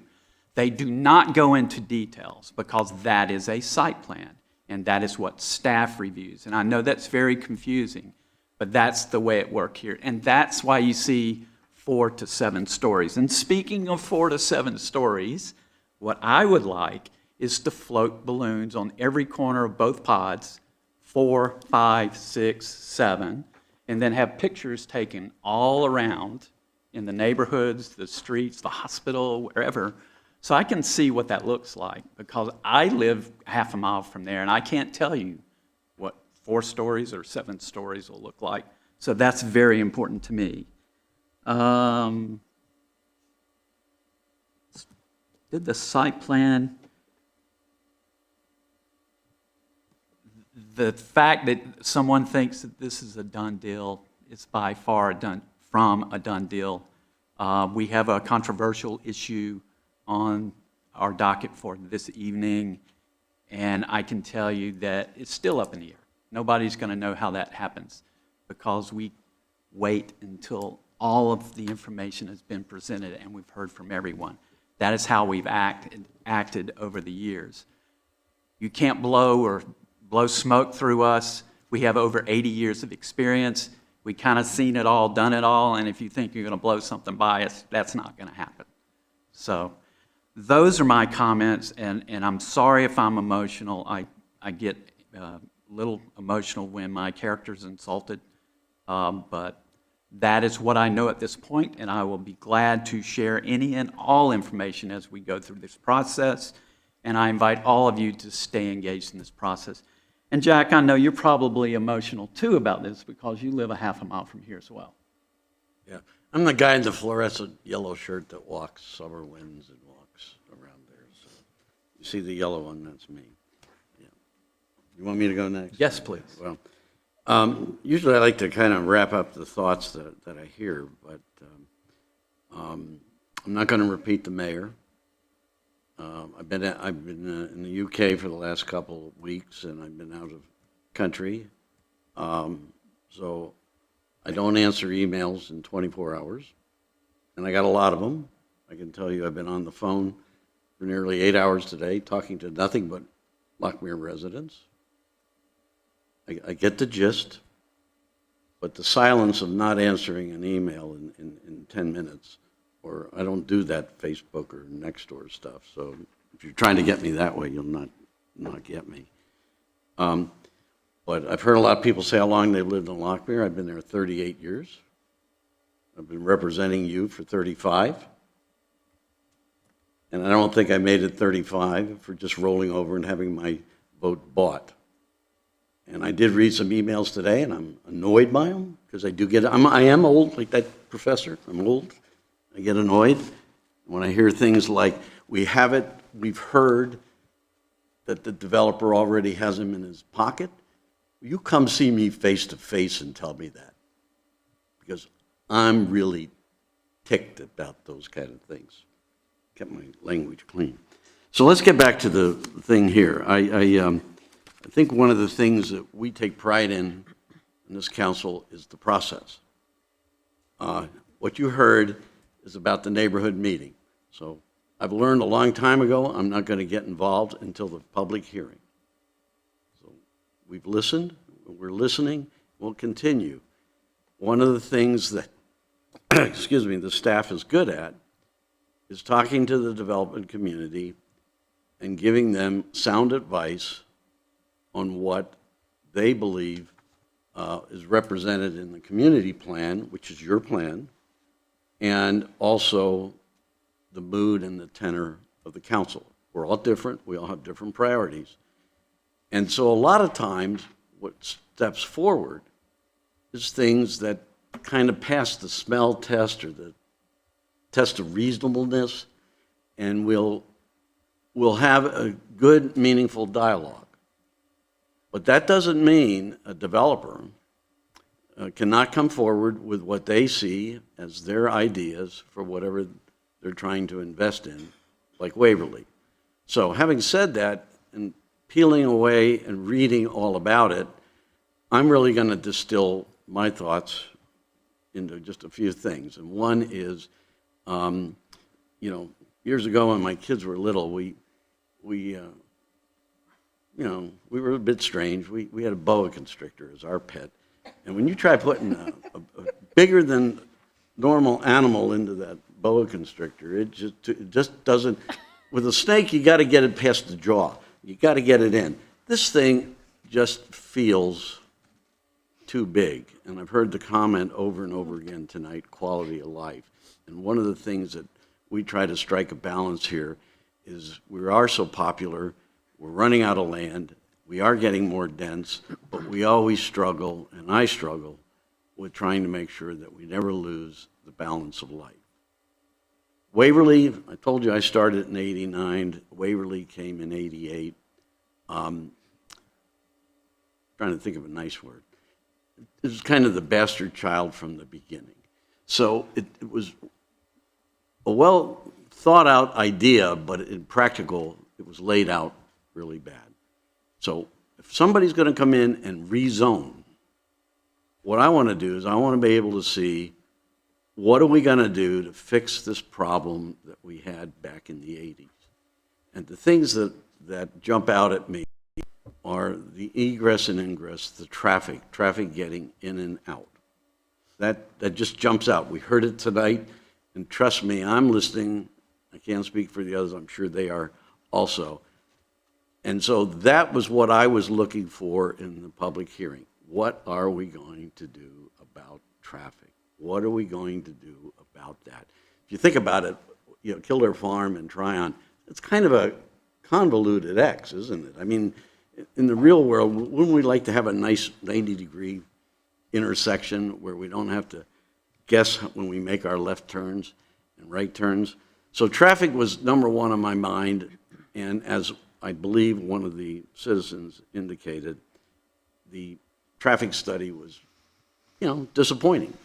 It basically said, kick the can down the road. That's the phrase I wrote down, kick the can down the road. But there's nothing in there that addresses any part of the fundamental problem that already exists. Now, is that the developer's problem to fix? That's up to them to decide. But I have the right to say no. So if they decide that it's not theirs, it's a state problem, it's a city problem, it's a town problem, whatever, they can take that chance and they can see how that vote goes. But there's nothing that jumped out at me tonight on something of this size and magnitude that even began to touch traffic. My opinion. I'm sharing that as this moves forward. The other part, the other half, is stormwater. I'm sorry that it's not your problem, and I guess you're glad that you can live with 1980 standards. But as you said, those office buildings, those medical buildings, and everything around there goes into those lakes. I would have liked to have heard tonight lots of dialogue between Lockmere and the developer, what they're going to do to fix those two lakes, particularly the small one. Because we are in a climate situation where we get a lot more intense rain. The averages may be okay, but the rain is intense, and the debris and the silt that is formed from the runoff is just plain awful. I wanted to see something more than we're going to meet today's current standards. That's not good enough for me. The reality is, if you want to invest in there, you want us to give you some compensation for density, you want us to give you some relief to make this happen, to make it work for you, you've got to deal with the environment, stormwater, and then the traffic. Those are the two big things in my mind. Now, the other stuff was just frustrating to me. Little things like the bike paths and everything else. How true it is, you cannot get there. What good is a nice little lane in a circle around a building? It almost feels offensive. So my appeal is, as this moves forward, that the applicant really listened to what it heard tonight. And I'm not going to get into 30 other things. You all can do that. But what I saw is an area that needs help, and I have said to this developer in social occasions, I have said, you've done a great job with Fenton, but it's apples to oranges. Here, you've got a real challenge to make sure that you maintain the quality of life and you maintain something that is a good transition with the community. So again, stormwater, I didn't bring up trees because I hate to see the champion trees. Would have liked to have seen something more than just, we're going to match the caliber. Yeah, that's nice. That's what everyone has to do. Why don't you say something like, we have to take these two champion trees down, but this is what we're going to do in the surrounding buffers, in the surrounding areas, that'll make you proud of us, and that you'll know that we didn't mean to take those two big trees down. We just had to. So again, I respect the developer. They've listened to us before. They've worked with us before in other projects. I am hoping that that some of the things we heard tonight from you, the citizens, particularly those of you in Lockmere, that there's a change as this moves forward. It goes to P&Z. Personally, I'd like to see it pulled. Personally, I'd like to see it pulled and trust be restored with the community before it comes forward and goes to planning and zoning. But they have every right to move forward, and they have more than enough time to talk to you and to address some of the concerns that I'm going to be looking out for and what I heard that you were looking out for. So again, my fear is of repeating myself, and I don't want to do that. Those are the two big ones, but there were a lot of things brought up tonight, and I sure hope people were listening, and I sure hope the applicant was. Thank you, Mr. Smith. Anyone else? Ms. I Bush? have a couple questions. I have more questions than comments. Thank you. So the first one, though, is a comment, just for the folks that are sitting here and wondering additionally to the process.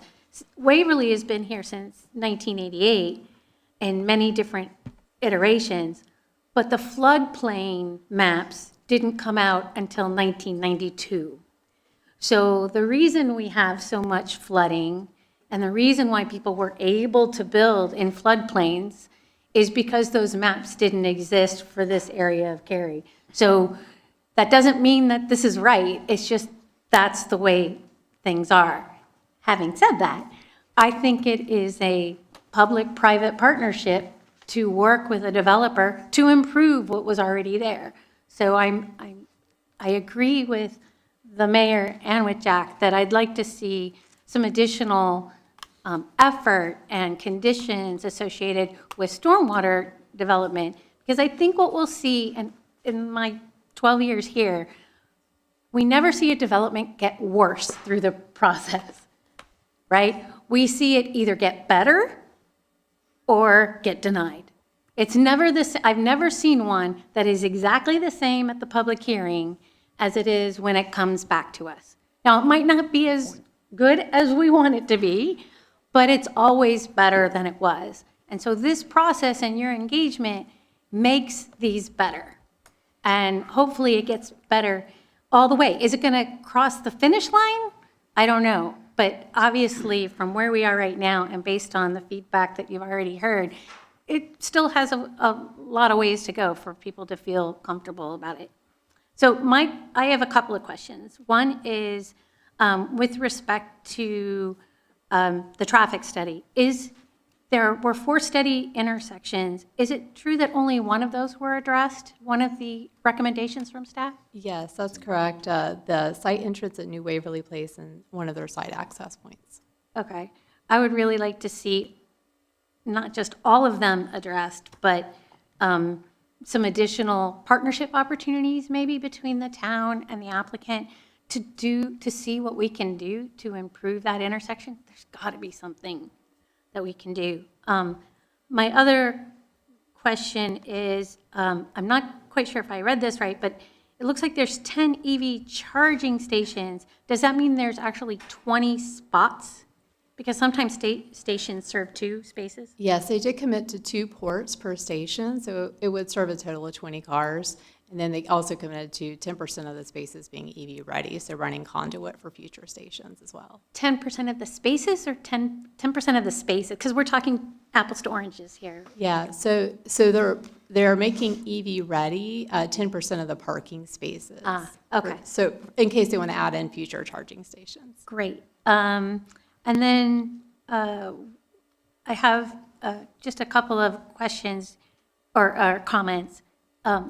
I am really concerned about the affordable housing of just 10 units. That is only 1.3% of all the units. We have been working very hard to get to 5%, if not 10%, of the units being affordable. At this point, with 10% of the units being offered at 750 square feet, which I love the idea, that doesn't mean that they're affordable. It just means that they're small. In fact, at the Brain Bridge, where they have 13% of the units are studio apartments, by market, not by condition, not a single one of those is affordable. Not a single one of those studio apartments meets the need of 80% of today's AMI. So a teacher who makes a starting salary of about 36,000. Yeah, the mean is 56, but would not be able to afford to live in one of those studio apartments, right? 80% AMI would be about $1,500 a month. Those studio apartments are $1,740 a month.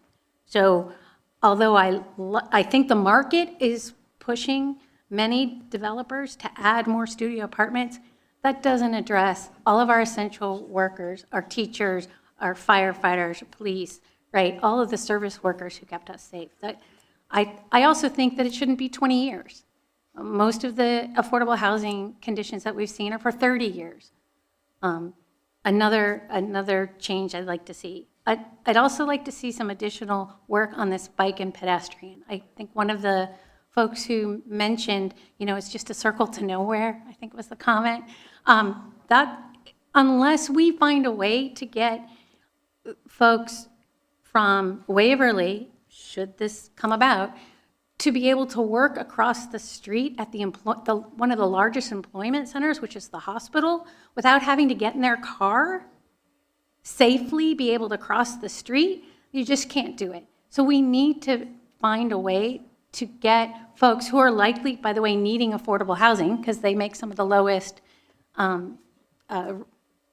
salaries, we need to find a way to make that happen. I absolutely love the mayor's idea of doing the balloon test. And definitely, I've seen that actually change people's minds at the table. I had one other question I had. One of the uses, and I'm a little scared to ask it, what is a personal service establishment? Generally, that's It's not pure gold. It's intended for more like one-on-one type activities, such as like tutoring or things like that. So generally, you would find personal service within retail shopping centers. So it's like tutoring. Are there actual descriptions of what Travel agencies, things like that. So yeah, we do have a definition of what that is? in our ordinance, and they're generally complementary to a general shopping center. I've never seen that before. There's also a mention about parallel parking in one of the conditions. I don't see on the plan where that might be. So if specifications, because I can't figure out where parallel parking might reside. If there isn't going to be parallel parking, it'd be great to take it out of the condition. They've given it the option for some temporary parallel parking along Circulation A, which would be that blue circulation road in between pods 1 and pod 2. Okay, and it's wide enough for that? They've accommodated room for that, yes. Okay. And then the last one I had was with respect to the EV charges. The 10 EV charging stations, or 20 of them, that's only 2%, 2.6% for the 750 units. And last year, 18% of all cars sold in the US were EV.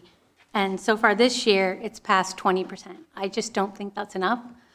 And along with that, I would definitely like to see more environmental activities and conditions, whether that's solar or, I think that they should support at least a 100-year storm, which is 7.5 inches of rain in 24 hours. We have 100-year storms. We've had 100-year storms, right? We used to not plan, or we planned for them, but we expected them to not occur that often, and now we get them all the time. So I would like to see this developer work really hard to partner with us to make it better than it is today. I thought the lady who provided, and I'm sorry, Margaret maybe, or Peggy, who provided the great stormwater information, that was really helpful, and I really thank you for itemizing all those things, because I think they would all be really helpful. Now I am done. Go ahead. I'll be a little bit more brief. Sorry. No, you're good. You're good. Okay, so I'll just add a couple things here. In addition to what Lori was saying about the floodplains not being known at the time that Waverly was built, we also used to allow homes to be built in the 100-foot stream buffer, which we said we're having so many properties flooding that in the early 90s, we changed our development standards, and we said we can no longer put lots inside the stream buffer. And as a result, we have substantially decreased the amount of flooding that we have of homes. If you look at homes built after we changed that standard. Unfortunately, a lot of homes in this vicinity are built in the stream buffer, and it really makes it a difficult situation because they are prone to flooding. So we take that very seriously. Of the things that I've heard, and I heard a lot of things that I really am interested in, the view shed, as you two both mentioned, I think is important to understand. We have done that several times, and it's been helpful. The stormwater matters, the traffic issues, and then the pedestrian safety. The pedestrian safety, as far as Kildare Farm Road and Tryon go, may be the town's obligation. That may be something that is on us to resolve, but that's something that we can certainly work on. I want to address the thing that, everything that was said that really stood out to me. I've never worked with greater people in my life than I work with on this council and our staff. Our staff has the highest integrity, and they are the greatest people I have ever met. They really adhere. Their heart is in building the greatest community. We look for best practices, and we're always striving to be better. It hurts us to hear the integrity being questioned, especially of our staff. And so anyway, I just want to get that out there because I don't want anybody to leave here today thinking, man, that town is unethical, and they do things wrong, and they're in secrecy, and they're in somebody's back pocket. That's not it at all. These are really literally the greatest people I've ever worked with, and they're really trying to make our community better in everything that we do. I'm sorry that some people didn't get notified, but as the mayor said, we have notification standards, and if you didn't meet it, you are beyond 4 times the state standard. So we try to do our best, but it really is incumbent upon citizens to be engaged as you have been tonight. And for those of you who have been engaged in the town, you would know that we deal with situations very similar to this time and again over the course of history. And some of them, like the Bradford, stand out to me. I mean, I'm listening to this, I'm like, gosh, I'm just reliving the Bradford all over again, where we've had similar situations. When the Bradford came up, which is at the intersection of Davis and High House, a lot of people were concerned about how congested that area was. And one of the things that we asked the developer to do was to help us mitigate the traffic so that traffic flow would actually be better in that area. And we accomplished that, which is tremendous. When Stone Creek across the street from that was built, I asked the developer to actually improve and by improve I mean decrease the amount of stormwater that was flooding into the creek that was flooding Rigsby Farm. And the developer was able to build in such a way that this flooding was decreased substantially. There are times when development happens that we see great improvement for an area. And I'm optimistic that this project could actually make some improvements for you. Now, I'm a big believer in the mixed-use development, and I know a lot of people are questioning, like, why are we putting residential in there? Across the country, we can see that areas are enhanced when you have mixed use. And I've never been in love with a huge asphalt parking lot. I've always thought we can do better. I think that this project could actually improve Waverly for the area. And I know nobody wants to hear this. It could improve your property values. I'm so sorry. But it could. It could make our area, this whole area, better. What the mayor didn't mention in that, when he talked about those several months where it goes to planning and zoning, and then it comes back to us, in that intervening time, the applicant typically takes into consideration everything that he heard from the citizens and from the council and tries to address those matters. And I have a high degree of confidence that this applicant is going to do that today. He's going to listen to what has been said and strive to make the project better. So with that, I've already said what my big areas are of concern. And I would say I already said because I'm in great agreement with a lot of what was said. Who's going next? Just I can just do one it. thing Okay, real sure. quick. Lori, you said the balloon test. Years ago, we did one when we had another applicant going through, and it was, I think, 5 stories. Now, I'm not sure which pod, lower one. So one sits low. So that balloon test at that time put Lockmere a lot at ease because you really couldn't see it. I mean, you saw some of it, like you would see something normal. But I still think it's important in today's world. Every corner, that's what I... That's exactly right. That's what we have to do this time. We have to do it again, because that did put a lot of people at ease back then that development went away. Right. I'm sorry, so go ahead.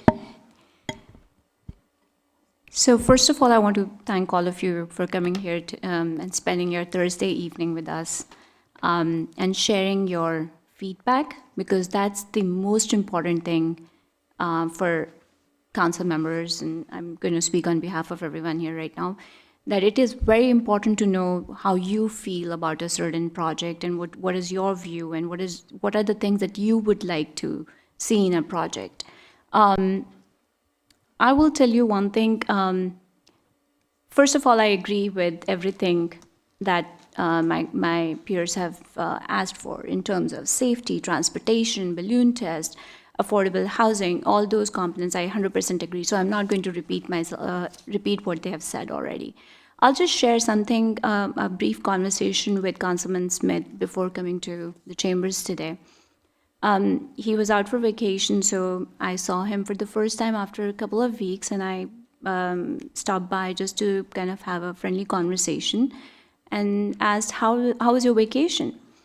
And he was like, well, you know, everything was fine, but, you know, Tarika, there's a, Waverly is going to be on the agenda, and there's a lot of feedback. I will just request you to please listen to every comment very carefully and understand the concerns of the residents. So I want you to know that Councilman Smith is paying attention, and he makes sure that each one of us is aware of your concerns. And I would really encourage the applicant to have more communication and kind of incorporate as much as they can and have a solution which is more friendly and amicable for both the parties. Next time when we hear, I hope to hear more positive than there are obviously going to be things that we can always improve upon, but then I hope we can hear more friendly responses like, you know, yes, our concerns were heard, and yes, they incorporated these XYZ items. And but, you know, I just wanted to share what my conversation with Councilman Smith was, and I felt that he was very concerned and he's very responsible, you know, when it comes to taking the feedback. And I want you to be assured that your voices are being heard. Thank you. Next. Okay. I, as she just said, I wanted to thank you all for being engaged. That's such an important part of the process and helping to inform the process. In the interest of time, I won't reiterate all the things. The two things to point out that are on my mind are traffic and connectivity. I do have a question for Katie, and thinking that that there may be people who are listening that are wondering, or maybe we'll give some insight. But is this a destination center? Yes, this is designated, yeah, as a And destination center. could you clarify what that means? Yeah, so in Cary, with the Imagine Cary community plan, there were designated 5 destination centers. This is one of those. Destination centers are intended to be Cary's premier development areas, and they will hold some of our highest densities and mixing of uses. They're also intended to be highly walkable, connected both for pedestrians, bicyclists, as well as, you know, accommodations for vehicular traffic as well. Sorry, I heard something and it distracted me. I just, that will be something that the Planning and Zoning Board will take into consideration. You know, that it is expected to be more dense, but also connectivity, the walkability. So that will be part of their process when they're deciding if it meets the Cary community plan that our citizens put together. Okay. Yeah, I've got a couple of, not so much questions. I was hoping, Ms. Dreyu, could define low-impact development for me, kind of just dumb it down for me, so I really understand what that means, so I can apply it to that site in particular. Yeah, so the applicant's committed to using green stormwater infrastructure and low-impact development. They have provided a pick list of options, so it could look different based on the pick list options that they do use. But generally what that could entail would be some smaller dispersed stormwater measures that could help to capture some of the sediment that may come with stormwater, help to provide more cleaner water when it's released from the site. And it would be kind of dispersed throughout the site, and we would review it at the time of development plan review, and work with the developer on, choosing some of those pick list items. So that might be a place where the town could do some partnering to better mitigate some of this runoff and stormwater challenges that the existing neighborhoods they have. Okay, that's helpful. An activated roof. I understand what the general definition of that is. How would it be applied here at Waverly? Have you gotten that far, or am I you putting the cart before the horse? So one of the zoning conditions is for an activated roof. So they've not defined where that would be, but they did define a size. So it would be at least 400 square feet or larger. So how that would be applied at the time of development plan would be when staff's reviewing the development plan, we would look to ensure that there's designated activated rooftop space with this site, and it would need to meet those minimum dimensional requirements. Okay, thank you. That's all my questions. Everything else was covered. Council did a really great job, I think, of a kind of a collective mind meld here on what the issues are. I appreciate that. Thank you. So those are our comments. The next step in this process is an advisory board of citizens that were appointed by this council. Their job is to say if they think it matches our Cary community plan. And that will be in a month or two? Probably a few months. A month? Or 3, or a few months. The scope of this seems expansive. Stay tuned, and if you want to be notified when that is, you can find out online, and I can give you a link. Or the easiest thing to do about any questions is contact Katie Dry, because she's the one in the know, will have the latest information, and that's the best way to stay involved. And I beg you to please stay involved. We want you to be involved. We want you to contact us with your questions and your concerns. And once again, we thank you for being here, and we hope this is not the last time you come to Town Hall. Hopefully next time it'll be something positive rather than negative. So thanks, everyone. And before we move to discussion items, council will take a brief 5-minute break or 10-minute break, and then we'll be right back. Yeah, we got to resettle. I mean, God bless I you. can't run and go and come back with 5 minutes. So I'm sure I'm not alone.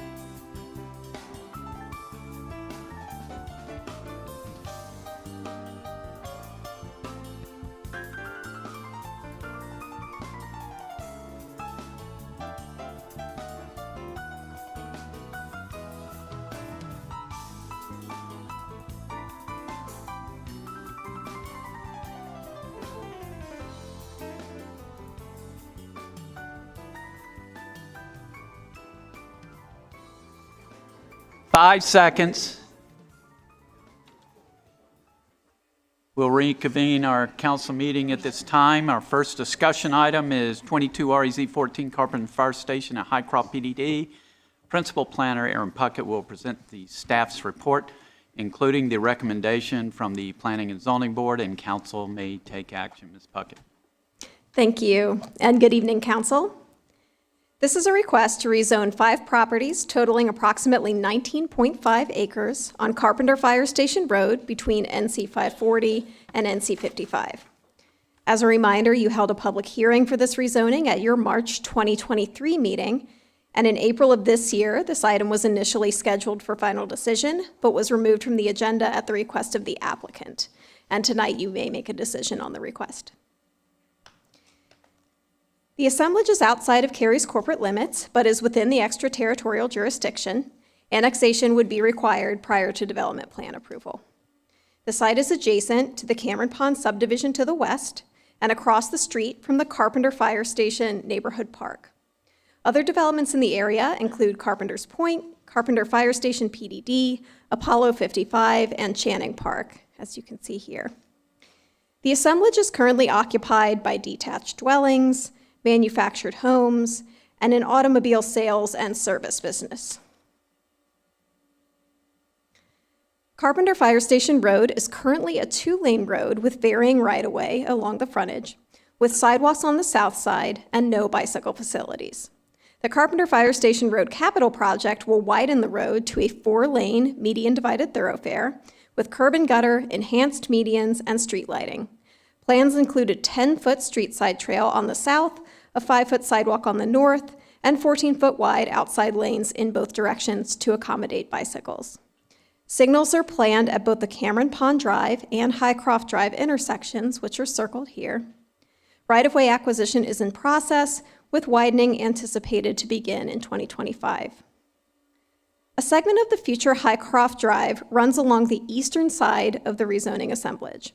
Highcroft Drive is a collector on Cary's planned roadway widths map, and in the future will be a 2-lane road with curb and gutter, with 5-foot sidewalks on the west side, street side trail on the east, and 4-foot bike lanes in both directions. Russo Valley Drive, the existing local public street, stubbed to the property line of the adjacent neighborhood to the west, will be extended into the proposed development and ultimately connect to Highcroft Drive upon development of the adjacent site to the east. The site is currently zoned Transitional Residential Conditional Use, TRCU, and Residential 40. Conditions on the parcel zoned TRCU limit development to detached dwellings at a maximum of 2.9 units per acre with a minimum lot size of 6,000 square feet and a 20-foot type E buffer along the western property line adjacent to the Cameron Pond neighborhood. And the applicant is proposing a rezoning to Planned Development District Minor, or PDD Minor. The Carpenter Fire Station at Highcroft PDD commits to a maximum of 315 multifamily units, a reduction to the 325 units previously proposed.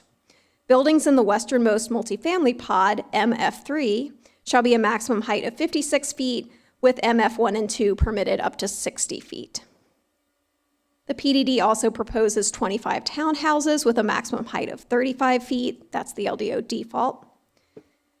3,000 to 5,000 square feet of commercial space. A minimum of 15,000 square feet of community gathering area and additional amenities such as a community pool and clubhouse, a dog park, and bicycle storage. As well as surface parking for the multifamily use. A 100-foot setback for the townhouse buildings and a 170-foot setback for the multifamily buildings, and these setbacks have been increased since the initial proposal. The master plan also shows the preservation of 3 champion trees. Along Carpenter Fire Station Road, a 50-foot type A streetscape along the residential pods, and a 30-foot type C streetscape along the commercial pod. A 50-foot type A buffer on the west side of the property south of Russo Valley Drive, and also a 50-foot type A buffer north of Russo Valley Drive, tapering to a 15-foot type B where adjacent to the stormwater control measure in the northern part of the site. along with a 100-foot riparian buffer and a 20-foot type A buffer along the north property line. That buffer may be located within the riparian buffer, but will have supplemental plantings as necessary to meet type A standards. The master plan also shows 3 site access points, which connect to a street network throughout the site, 2 roundabouts, the easternmost of which will have enhanced pedestrian crossings, and pedestrian connectivity throughout the site, which includes 10-foot wide trail on the north side of Russo Valley Drive, a 7-foot wide trail on the south side of Russo Valley Drive, and both sides of the new north-south street, and 5-foot sidewalks within the development pods. Other zoning conditions include a workforce housing condition reserving 10% of the multifamily units for renters at or below 80% of the area median income, or AMI, for a period of 30 years, as well as a commitment that 90% of the multifamily units will have balconies or covered patios, the provision of 10 EV charging stations, a delayed opening of Russo Valley Drive until the certificate of occupancy for the 300th unit, or 6 months after the certificate of occupancy for the first multifamily building, whichever comes first, and intersection improvements at Highcroft Drive and Carpenter Fire Station Road. In staff's analysis, we found policies in the Cary Community Plan live, work, engage, shape, move, and serve chapters apply. A number of live, work, and engage policies are addressed by the proposed housing types and enhanced pedestrian network. A number of shape policies have also been addressed by the proposal by the mix of uses, provision of buffers, and gathering space. And the proposal could partially further serve chapter policies through provision of some EV charging and preservation of champion trees. And the full policy analysis was provided in your staff report.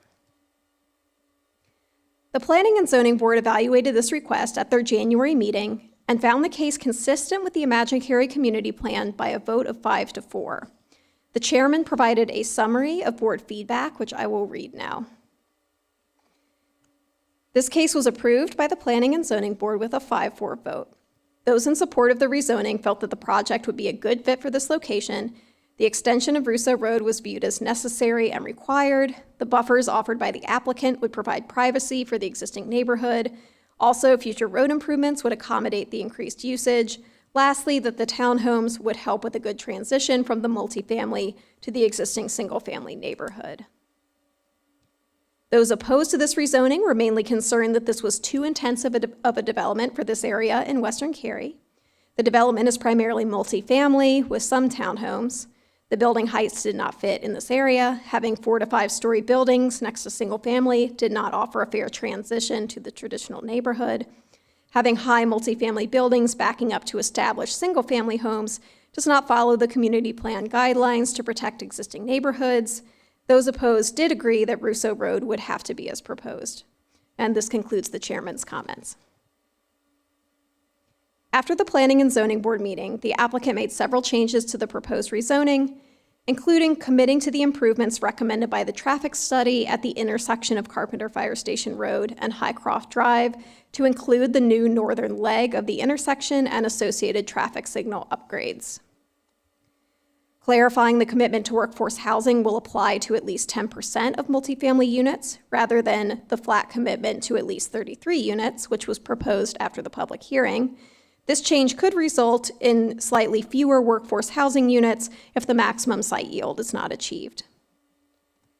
And a 10-foot reduction to proposed townhouse heights from 45 feet to 35 feet. This case was previously scheduled for decision at the April 11th council meeting, but was removed from the agenda at the request of the applicant in order for them to make additional changes. These changes include a reduction in the number of multifamily units from 325 to 315, a 3% reduction. A reduction of 4 feet for the multifamily 3-pod closest to Cameron Pond from 60 feet in height to 56 feet in height. A 20-foot increase in the western setback for multifamily pod 3 from 150 to 170 feet. and a 100-foot setback from the western property line for townhouses. Ultimately, staff finds that the proposal is consistent with the Imagine Cary Community Plan, and we recommend approval. The request addresses multiple policies, including those in Live, Work, Move, and Serve chapters. The policy regarding transitions in the SHAPE chapter has been one of the most important in evaluation of this case, given the site's proximity to lower density residential development. As currently proposed, staff recognizes that the PDD seeks to facilitate form transitions by locating townhouses with a maximum height of 35 feet closest to the western property line and transitioning to larger multifamily buildings with heights as tall as 60 feet. We note the 4-foot reduction to the previously proposed height in the westernmost multifamily pod is minor and does not materially contribute to this policy. Increased setbacks, as well as type A buffers along the western property line, do help with separation and screening. This concludes my presentation, and I'm available for your questions. Thank you, Ms. Puckett. Sorry, I'm trying to catch up here. So questions for Ms. Puckett or comments you want to make? I don't have questions. I'll defer if somebody has questions. Questions, anyone? Comments? I'll just say that when this came to us the first time, I did not think that the area that's labeled MF3 was appropriate for multifamily. I felt like it should be a transition such as townhomes. And, you know, as you all know, I'm not against density. I'm just, you know, kind of want density in the right places. And I did not believe that this was the right place for this density. I think that we would be serving the community better by holding to a standard of saying that it should be a greater transition between the multifamily and the single family. So for that reason, I plan on voting against this. Okay. Please don't. The business meeting. Other comments? Yes, I would agree with Mayor Pro Tem Robinson. And I also want to mention something here. I live less than a mile away from this place. This is where I generally drive through every day. And I see this community every single day. I have spoken to several of the community members on both sides of Cameron Pond. Cameron Pond has two sides, especially on Russo Drive as well. What I hear is a lot of concern about the transition. Traffic is something we cannot control. If there's going to be density, the traffic comes in, but how we manage the traffic, that's important. One of the things really that has been very consistent throughout the night is lack of collaboration with the builder. What I heard earlier when we had some speakers at the podium, they shared that they requested for a meeting with the builder, and that request was never addressed. And when I went and met the residents, I wanted to really understand the concern. I wanted to visit the site myself and understand what is the impact. Is it just some people they feel they're not being heard, or is it need to understand the problem? And I did not hear, there were about 60, 70 people who came over to meet me. We had a very good conversation. There was not even once I heard that there need to be single-family homes. What I heard during the entire 1 hour when I was there was, hey, can we at least sit with the builder? Can we at least have a meeting? And I think that's one thing that was never provided to them, the opportunity to share what they really want. And they wanted transition. They wanted a good transition between the single-family homes and the apartment buildings. And I think that's a very, very important thing to note while we're making a decision, because at the end of the day, we really are going to take away from the character of the neighborhood, where we had the same issue with Waverly, where these single-family homes, they will be looking over a very, very big building, and they never expected that to happen. So I think I'm going to be voting, not I think, but I definitely am going to be voting against this. Okay. Other comments? So I have a couple of comments. First off, I would like to thank the developer for listening to a number of our comments from the last time. They did make changes with respect to the affordable housing and took it from 15 units to what will eventually be 31 units should they build to the maximum capacity, which tends to be what developers do. If they're given the ability to build 315, they're going to build as close to 315 as possible. So reserving 10% of the multifamily units for renters at or below 80% for 30 years, with a commitment of 30 years, is absolutely commendable. I also am grateful that they increased, there are some changes from when we first saw it till now. They increased the setbacks, and they're significant, 100 feet and 170, I think 170 or 175 feet. That's also significant.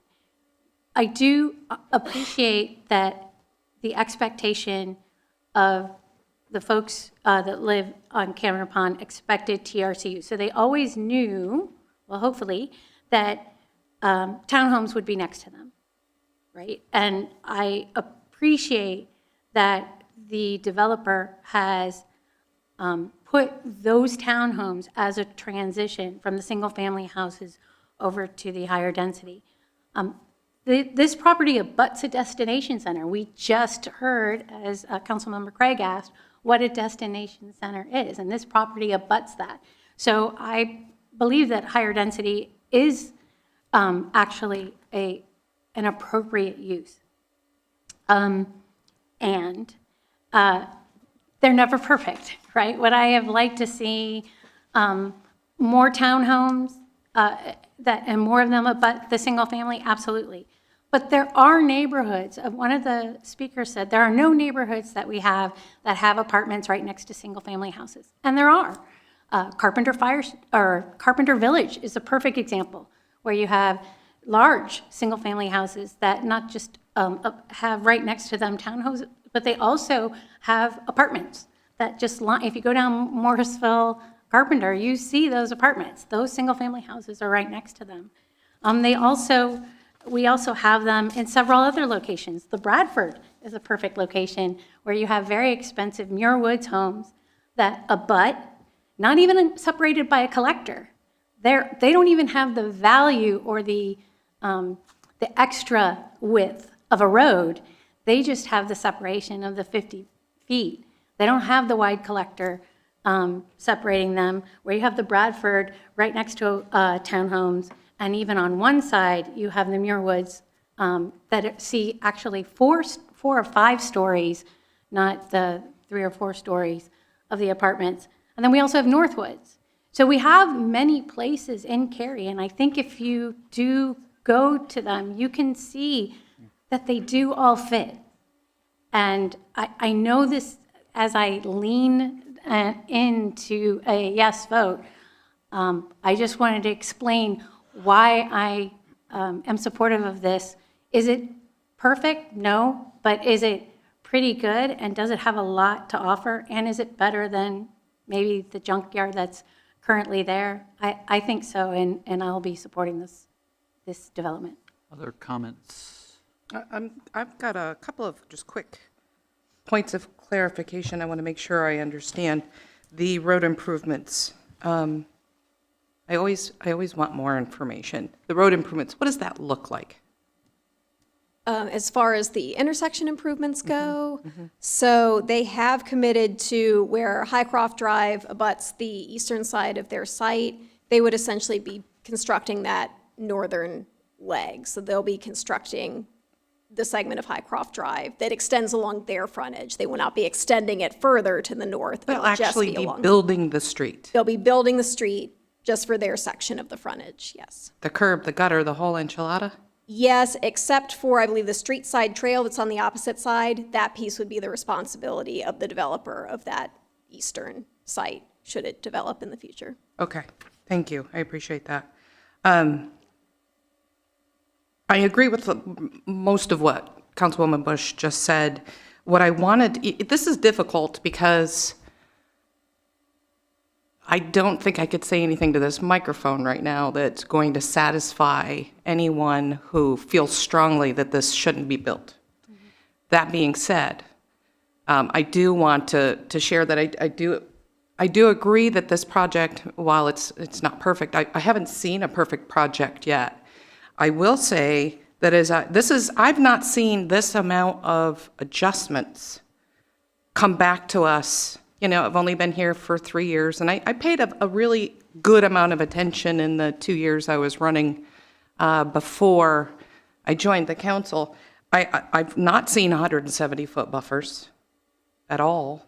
I don't know if I just wasn't paying enough attention, but I feel like these are significant adjustments to what the original plan was that we heard in the public hearing. So I'm very, very pleased to see the workforce housing that's included in here. This is a significant commitment at that 10% level. You know, and honestly, it's something that I sit and I wish, I hope. You know, this is a wish and hope for type of thing. When you want more affordable housing and more varied housing types in the community, the challenge is they have to be built next door to somebody who's already here. And I always try to balance my reaction to what I'm hearing, because I live downtown. I can tell you, hearing that the setbacks are 5 feet now downtown because of the shift in the zoning to allow for more density, hearing that and then having somebody build a many, many thousand square foot house 5 feet off your property line, I experienced it. I do have some understanding here of how much something very new like this popping up can change your day-to-day experience. So this isn't I'm not prescribing something, this is gonna happen to you, but I'm gonna go live over here where I've got, you know, all the space in the world. As a proponent of density, particularly for environmental reasons, this is a good, it's not perfect, it's really quite good. So from what I've seen, as I've been on this council, what I've learned from these projects, it's a good project. And for that reason, I'm sorry to disappoint those that feel strongly in opposition to this, but I will be voting yes on this vote. How about on this end? No? Yes. Yes, okay. I recognized when I ran for office that there were going to be many difficult decisions that we had to make. And the reality is, anytime we make a decision, it's almost always, some people are going to love it, some people are going to be disappointed, and some people are very indifferent. So I recognize that no matter what decision we make, everyone will not be happy. And that's just a reality. My thoughts have changed, and my decision tonight has been heavily influenced by the changes that the developer has made. So my thinking about the project has become more favorable. I agree it's not a perfect project. We will probably never see a perfect project, but I'm very happy to see the increased setbacks and buffers, workforce housing, and the transitions. Thank you. You want me to go? Go. All right. Also, difficult decision for me. I'm very analytical. I'm mathematically and computer science trained, so I break everything down into analytics. I know that the property owner has the right to develop. I know that if we turn them down, that they have to wait a year unless we give them an exception. And I know that the zoning must match the Cary community plan. And the planning and zoning, by a split decision, and the staff has recommended that this does match the Cary community plan. So I've heard complaints about how the developer didn't work with the community, and that's very disturbing, and that's unusual for the developer representative. And I also looked at this many, many times, and I want to thank Ms. Bansal for working with me many, many times. If you don't believe she's working for you, you don't believe anything, because she's called me a million times about this project. She's that dedicated and committed to this project. If I thought it was perfect, we were talking about perfect, I would love to see townhomes all down the western side, and it's not that. So here I am, decision point, where do I go from here? I feel in my heart, and I'm not making this up, that if we vote this down and it comes back in a year, it will be more intense. Why do I say that? All indicators, everybody I've talked to said property values are going up. If property values go up, the intensity comes up from the owner. Do we have the right to turn them down again? Of course we do. How many times can you say to a property owner, here's our plan, it matches, but no. Here's our plan, it matches, but no. That's going to be a problem. That's how I see the future playing out, and that really bothers me. And if in my heart I want to truly represent what I think is best for you, then I think townhomes, for the most part on the western side, and then the rest, is the best solution, because I don't think you're going to get that in a year. I think you'll get all multifamily in a year. And I know some colleagues will debate me on that, and I appreciate that. But in my heart, that's what I feel will happen, and that's what I feel will play out. And so that's what the big issue was that I had, that I wanted to be moved off of. So that's where I am. And Mr. Smith. Call for the question. Call for the question. Anybody like to make a motion? I'll make the motion that we adopt the following documents from the online, attached to the online agenda: the statement of consistency for 22 REZ 14 and the rezoning ordinance for 22 REZ 14. There's a motion. Is there a second? I'll second. Motion and a second. Further discussion? We're going to need a show of hands. It's a split decision. All in favor, please say aye. Aye. Aye. Those opposed? No. Motion carries 4-3. Thank you, Ms. Puckett. We now move to our second discussion item, which is a resolution of intent to change the method of election. Town Attorney Lisa Glover will present this item, and council may take action. Ms. Glover. Thank you, Mayor. Council, on April 25th, you directed staff to begin the process to change the method of election for the mayor and council members. And tonight is the first step in that process. So as a reminder, we talked about this back in March at your retreat. Municipal governing boards can be elected using one of four methods that are outlined in state law. And you see them here on this chart. We have a partisan primary and election method, a nonpartisan primary and election method, the nonpartisan plurality method, and the nonpartisan election and runoff method. Cary has used the election and runoff method since the year 2000. Only 10 cities in North Carolina use this method today. As noted in the chart, with this method, Cary's general election is held in October, with a possible runoff in November if no candidate for a given seat wins a majority of the votes. Every other Wake County municipality now uses the plurality method of election, and what that means is the top vote getter in the November election wins the seat. So as you have discussed a couple of times previously, changing Cary's election method to the plurality method may lessen voter confusion as to the date of the election and is projected to save approximately $600,000 based on what Cary paid the boards of elections for the October 2023 election date, our most recent. So changing the method of election is a multi-step process, and again, tonight is that first step, adopting a resolution of intent to change the election method.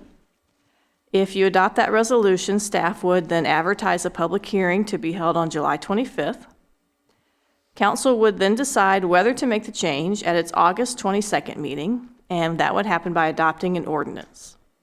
The ordinance is the final step in the process unless council calls for a citizen referendum on the proposed change, And there's also an option for citizens to petition for a referendum on the change. If that were to happen, that referendum vote would be November 5th of this year. Otherwise, the change in the method of election would become effective for the 2025 election cycle, as shown here on the chart. And with that, staff's recommendation, given your previous guidance, is to adopt the resolution of intent to change the method of election and to call for a public hearing on July 25th. Happy to answer any questions. Thank you, Ms. Glover. I know we've talked about this in other sessions, and you might have mentioned it and I missed it. How much does it cost us if we stay with our current process as opposed to moving to plurality? How much extra did it cost us, I guess would be a better question. It was, for the October election, 2023, it was over $600,000. Thank you. Actually, remember the fix? It was $850,000. Remember the update that you sent me? So it was at least $600,000. And we would anticipate that cost would not go down for future elections, but would continue to increase. So, Right, that was a significant motivator for me, especially this year. So, other comments, thoughts? There's three of us that had voted originally to go to the other From method. plurality, yep. And, there are pros and cons of every method of election. So I think the biggest pro here, honestly, is saving the money. And the second one is clearing up confusion among citizens. I mean, those are the pros. I personally like the other method because when you have a ton of candidates and, vying for one, it ensures that the majority of people like the candidate that is chosen to be the final. But I see the advantages of the change, and I will go along with it.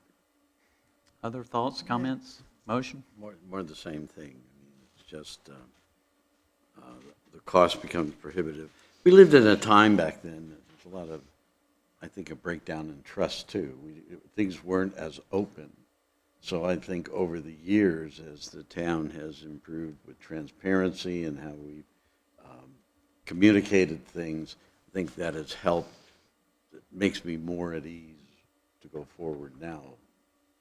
I think it was a good idea at the time because the world we lived in at that time, the town and the community weren't always in sync and the communication wasn't as good. Things are better now. So that's why I'm more accepting of this. I want to share an observation. Obviously, this was my bright idea at first, and the motivation, the reasons for my support for this now and my initial motivation were far from identical, right? But going through this process, when it first was brought up, this council had a lot of strong reactions one way or the other.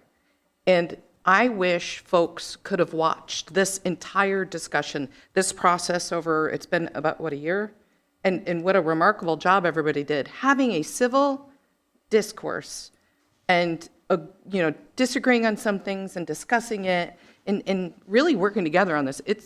This is what I would point to. This is an example I would point to where very different people from different walks of life can start in very different places and work together in a non-combative, agreeable way. I just think it's awesome, and I just wanted to say that into a microphone.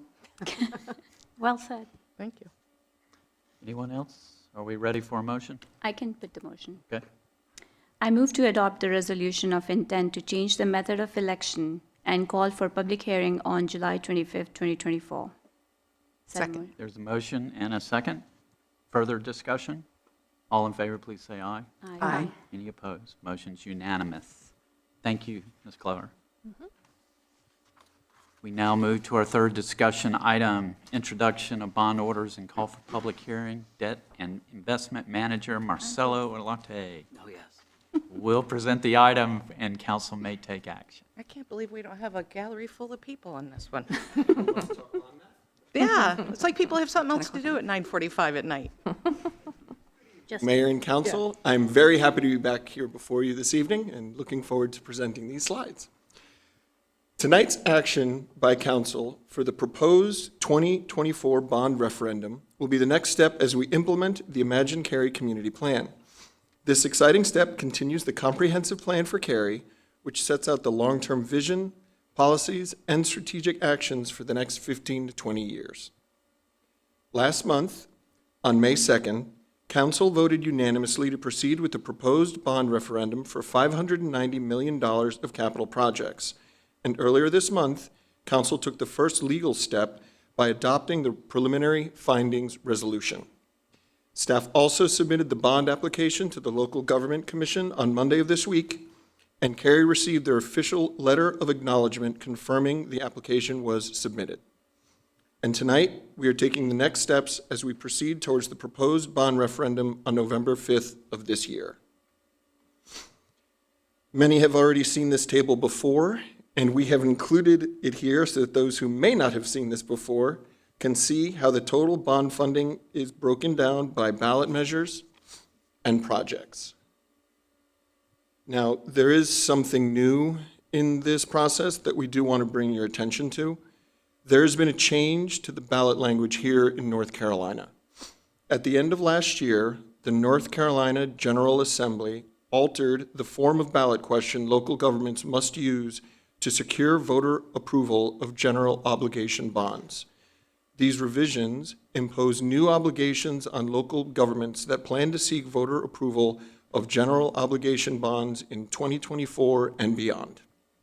For any referenda held after January 1st, 2024, the new law requires local governments to disclose on a voter's ballot the estimated total costs of the bonds for each ballot measure, as well as the property tax liability to cover that cumulative cost. And here you have the numbers broken out from what is currently included in the Statement of Disclosures document. You will see the two ballot questions, the bond amount, the interest rate provided by the Local Government Commission, what that interest rate calculates to, and then the total expense for the bonds. The last column shows the estimated property tax impact for the two ballot questions. And there are a few things to point out here. The LGC interest rate used for the calculation of the interest expense was provided as guidance for North Carolina issuers by the Local Government Commission. In reality, the rate Cary may achieve may be lower, but these are the rates the state has called for to be included in the ballot language. You will also see that there are two different interest rates for the two proposed ballot questions. That is due to the different types of bonds we anticipate will be utilized for the different proposed ballot questions. It's also helpful to note that the estimated tax impact shown here is by $100 of assessed property value, which is what the Statement of Disclosures document you are approving is showing. According to the new legislative guidance, the ballot language will show that number by $100,000 of assessed value, which then becomes $5 per year for the housing bonds and $85 per year for the parks and recreation bonds. And there's a summary of what I just walked through included as a note at the bottom of this slide. To revisit the timeline for the proposed referendum on Election Day, tonight is the second legal step where Council will introduce the bond orders and adopt the sworn statement, and then call for a public hearing next month. In closing, staff first recommends you introduce and adopt the bond orders. Following that, we ask that you designate the finance director to file with the town clerk the sworn statement of debt. We then ask you to direct the town clerk to file a copy of the Statement of Disclosures with the Local Government Commission. After that, we ask that you officially call a public hearing on July 25th, and finally, ask that you direct the town clerk to publish the bond orders. Happy to answer any questions. Questions for Mr. Arlott? Nice. I got questions. I always do. Great. The bond is potentially or on average or worst case scenario going to be that 5.59 or 5.34% interest rate? So color commentary, I won't hold you to it. So if I could predict your what the insight. future market would be, I would be paying for everything. But how do they come to those? So They're what they very did- specific. Right, so the language that the legislature put forth was basically the highest possible interest rate within the last 20 years.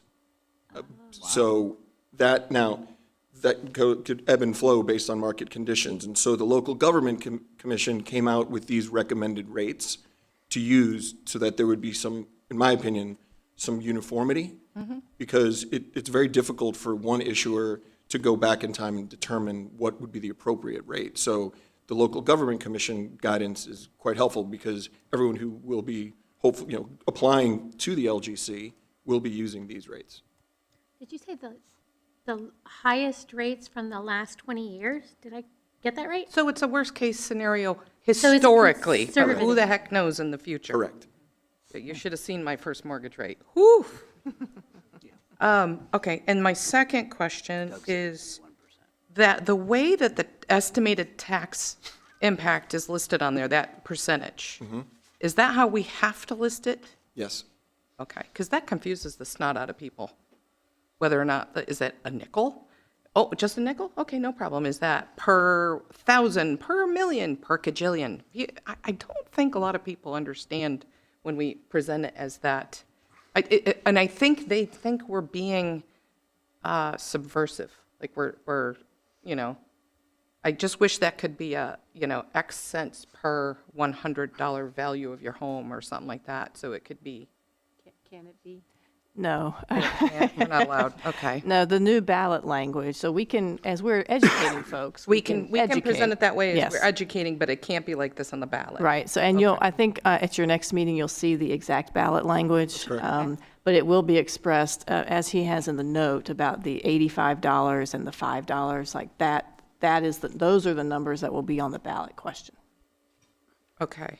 And am I bananas, or do any of my esteemed colleagues think educating in a more digestible format than a Great idea. decimal places? Yeah, we want people to understand what they're We voting could use on. we could use the tool and create some education or marketing around, look up how much the bonds will impact you. Yeah. Right. I mean, The and make it- actual yeah. cost, yeah, thank you. Okay, and that's all my questions. I have an observation, Liam's but not really excited. a question.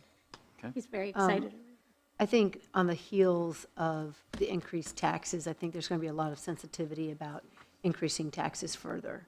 And I wonder if that stagger, if you can go back to that previous one that shows, keep going, yep, right there. one?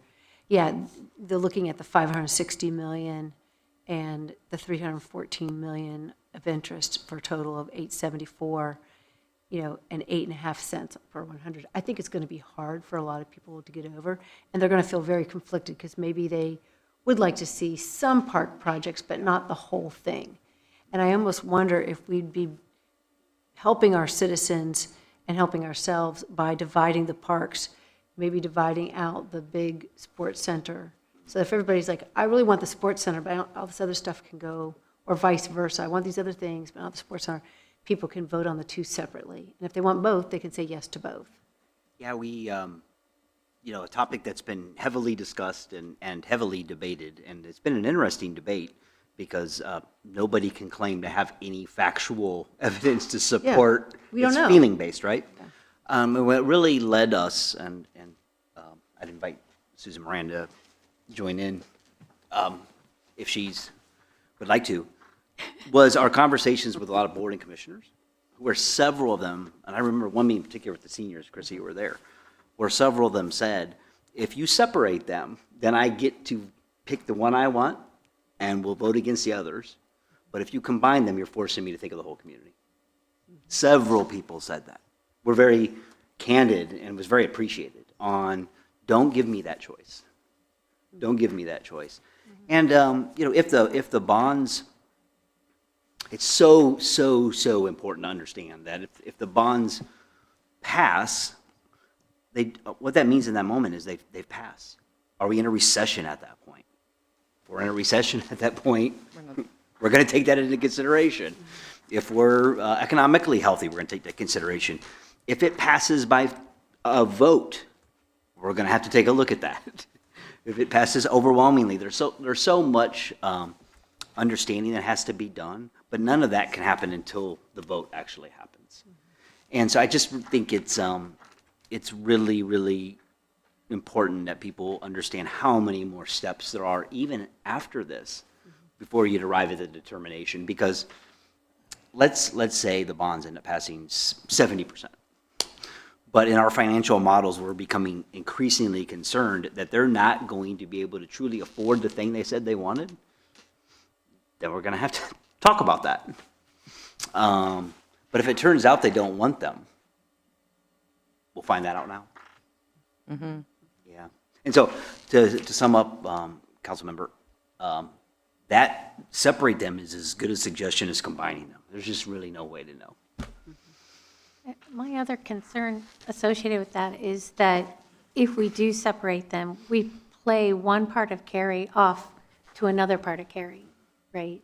So if we separate, as an example, one community, the sports center against the Mills Park Center, talking about much, much longer, right? We've been talking about that for 8 years at least. The density is finally there to actually be able to support it. But a lot of people, a higher density live near South Hills and would likely support that and may not, they're like, oh, Mills Park, it's 45-minute drive for me. I'm not going to ever go over there. I hate to play one part of Cary against another part of Cary and have them, trying to weigh the difference. I'm sure, the same thing probably could even be said about the tennis park, right? People who don't play pickleball might say, I'd rather see more gardens and more, right? I don't play pickleball, and then they could choose not to vote for that. So I see the value of both sides, but maybe what we'll get is an indication from our citizens whether or not they want us to continue to invest in what I think makes Cary so unique, which is all of our recreation capabilities and parks. I would like to hear Miss Susan Moran's perspective with her experience and what she's willing to share. Good evening, Council. Thank you for inviting me up. Those of you who have been here as long as I have know that we've done it both ways.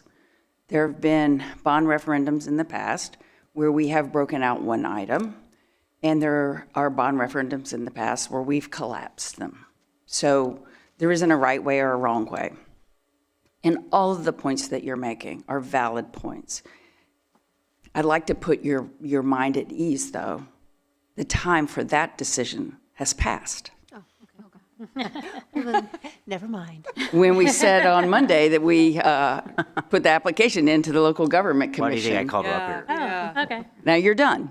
Okay. So we will all roll the dice together. I don't like to tell you guys things like that. I have So to you move made, on. no, okay. But I think it was really good that you had the discussion. And for people who haven't been to our work sessions and they weren't at the retreat, it's good for them to hear that all your thoughts, because you've been expressing these thoughts. We've been going back and forth. And so now, assuming on July the 25th, after the public hearing, you decide to actually put it on the ballot on November the 5th, we'll find out. And if the citizens vote against the bonds, both questions, then you'll have another bite at the apple in November of 2025, if you go through with changing the elections and decide that you want to do it again. I will say that we're making it very clear in the education materials, and we're taking notes of everything that you're adding in as you have tonight, that if these bonds don't pass, those projects won't go forward until another bond is passed. Mm-hmm. So just for these kinds of items, we know that you have to finance them. Susan, just for the benefit of those who were not part of the working group sessions, and this is one of the things that we discussed. Yes. If you could talk about this, that, just by voting for these projects as part of on the ballot, this is like a wish list for for a decade, and it does not hit the taxpayers immediately. It starts like after 4 or 5 years, right? If I'm correct. Can you explain that? Sorry, I could No, be. sure. We have put out there, and we have this in the education materials. Okay. Based on the bond referendum amount of $590 million plus the interest that we pay and the total charge of doing bonds, just like when you buy your house and you pay the price and you pay the interest and you pay the attorneys, we have to do all the same things. You're looking at 9 cents on the tax rate. Right now, we are looking at, and we have said to the Local Government Commission, 3 cent tax increases for the building of the projects, which is separate from the operating costs. You will still have to raise money for that.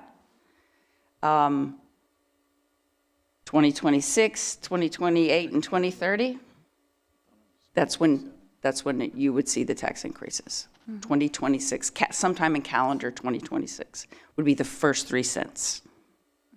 Thank you. You're welcome.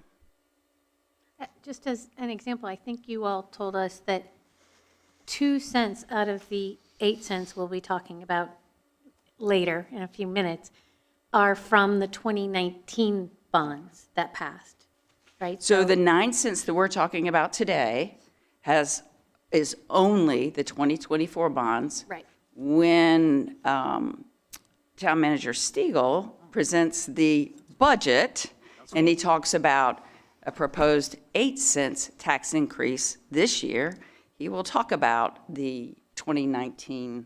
Do I? Well, he could talk about the extra 2 cents that are coming eventually with for the 2019 bonds. The answer is yep, yes, correct. Yes. But as an example, that's Yes. 5 years ago. No, Those bonds you're were exactly passed. right. You're exactly right. 2 cents and 2 cents, is that what we did? So we sold 115, sorry? 125. 125? Why am I saying this? I got the finance guy right here.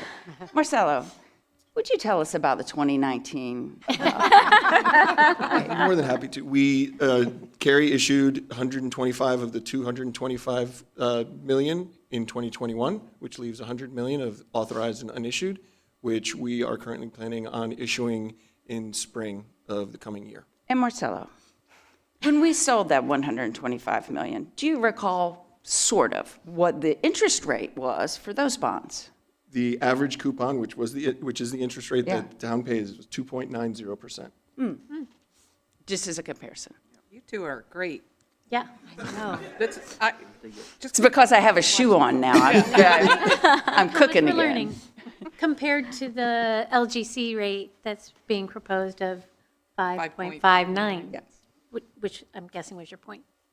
Yes, I think it's important for you to know that. It won't be that, for sure. We're going to be careful, though, with how we talk about it, because when we are educating our citizens about what they're going to see on the ballot, assuming you go through this and put it on the ballot,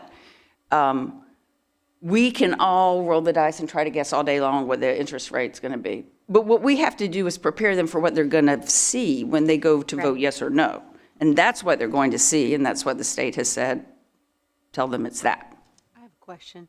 So with that LGC interest rate, is that like just the same for all communities, or is there like an LGC interest rate for AAA communities, one for AA? So this is the AAA general obligation rate that the LGC is having every issuing municipality put on the ballot.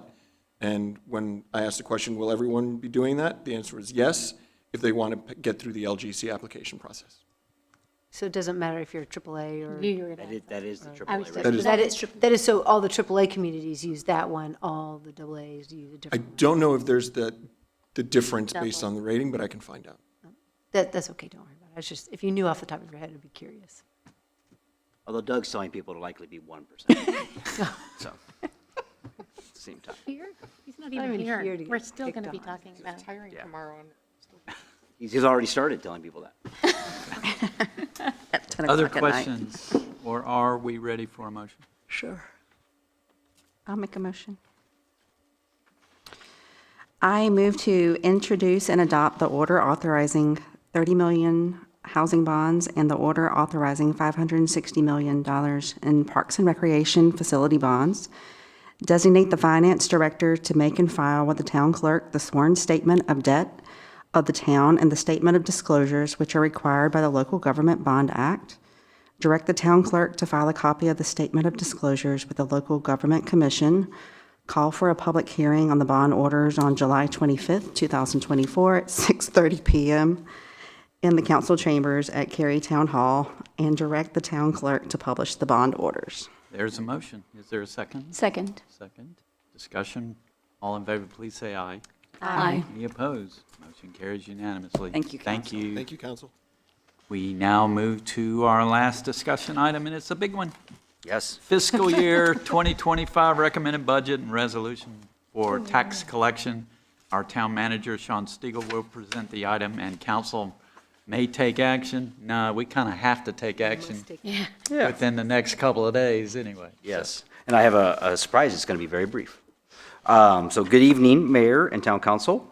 I'm pleased to be here tonight to take final action on the fiscal year 2025 recommended budget. But before I begin, I want to give a special hi to my favorite person in the world, Kaylee Harville. Hi, Kaylee. She's the best. Okay, thanks for coming out, Kaylee. The total fiscal year 2025 budget is $497.4 million and includes a tax rate of 32.5 cents, which is an effective 8-cent tax rate increase. Solid waste fees increased by $1 from $22 per month to $23 per month, and utility rates are increased 3% to cover inflationary cost increases. The budget continues. The budget continues to include investments in council priority areas like housing, public safety, parks, stormwater, and the environment, and supports continuous commitment to employees. Here are the changes that will be occurring from the proposed document to now what hopefully will be the adopted version. There was a utility fund personnel correction. It was a Scrivener's error that we noted before. We've made the change to remove the funding for the rehabilitation of Nancy Jones. That will be removed. Campo, there's an additional $97,000 that has to be allocated to Campo because of increased partner participation. And then the two other things that we discussed were sewer and water development fee increases by 5%, which there's no fiscal impact, and increase in parking fines that we discussed from $5 to $50. There's no impact, but it has to be published in our fee schedule. And so, the staff recommends the council adopt the fiscal year 2025 recommended budget with those proposed changes. And I would like to thank every staff member who is here. It's been a very difficult budget. I hate to say, I really believe this is going to be the easiest one in the next 10 years. Truly believe that. And so we all need to be prepared and get ready for that. But I do want to thank the team. I'm not going to name them all by names, but they've worked very, very hard. Dana Widmar, who's not here, has also contributed to that. But everybody in the room has really been engaged in the process, and I'm so grateful to all of them for making this possible.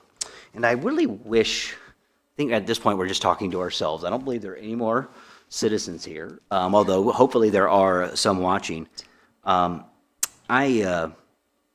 It's such an honor and a pleasure not only to be able to work with the staff, but to serve this council. And I wish people could see some of the conversations that I have with you. And of the one I had today for 2 hours with Michelle, it's perfectly reflective with all of the conversations that I have with all of you. And it's perfectly reflective of this budget. And Michelle just kept saying in many different ways, I just want to help people. I just want to help people. And you're not motivated by anything else to a person other than your desire to help people. We get paid. You guys kind of get paid, but not really. And so I have such great admiration and appreciation. And it's hard hearing things like tonight when people don't understand just how motivated you are by trying to do the right things.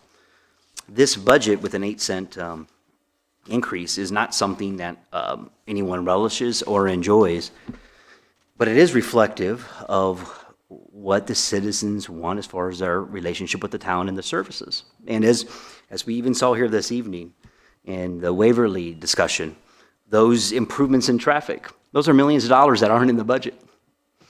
But yet we continually hear those things. And I think really starting this year in earnest, we were really going to have to comprehensively engage our community year by year to help people understand what they're paying for, because they realize, I've mentioned before, they've really never had to. And now they do. Now they do, and which will make it messy, it'll make it difficult, but through that, understanding will increase over the years, and we'll be able to know more and more that people understand just how much the budget impacts them, and just as much as any rezoning would.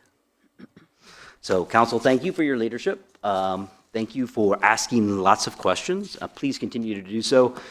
We'll take maybe a 2-week break, but starting at the next quarterly, we're really going to have to be engaged in this budget because it's going to be a difficult one to meet if the revenues continue to be shaky. So, but thank you.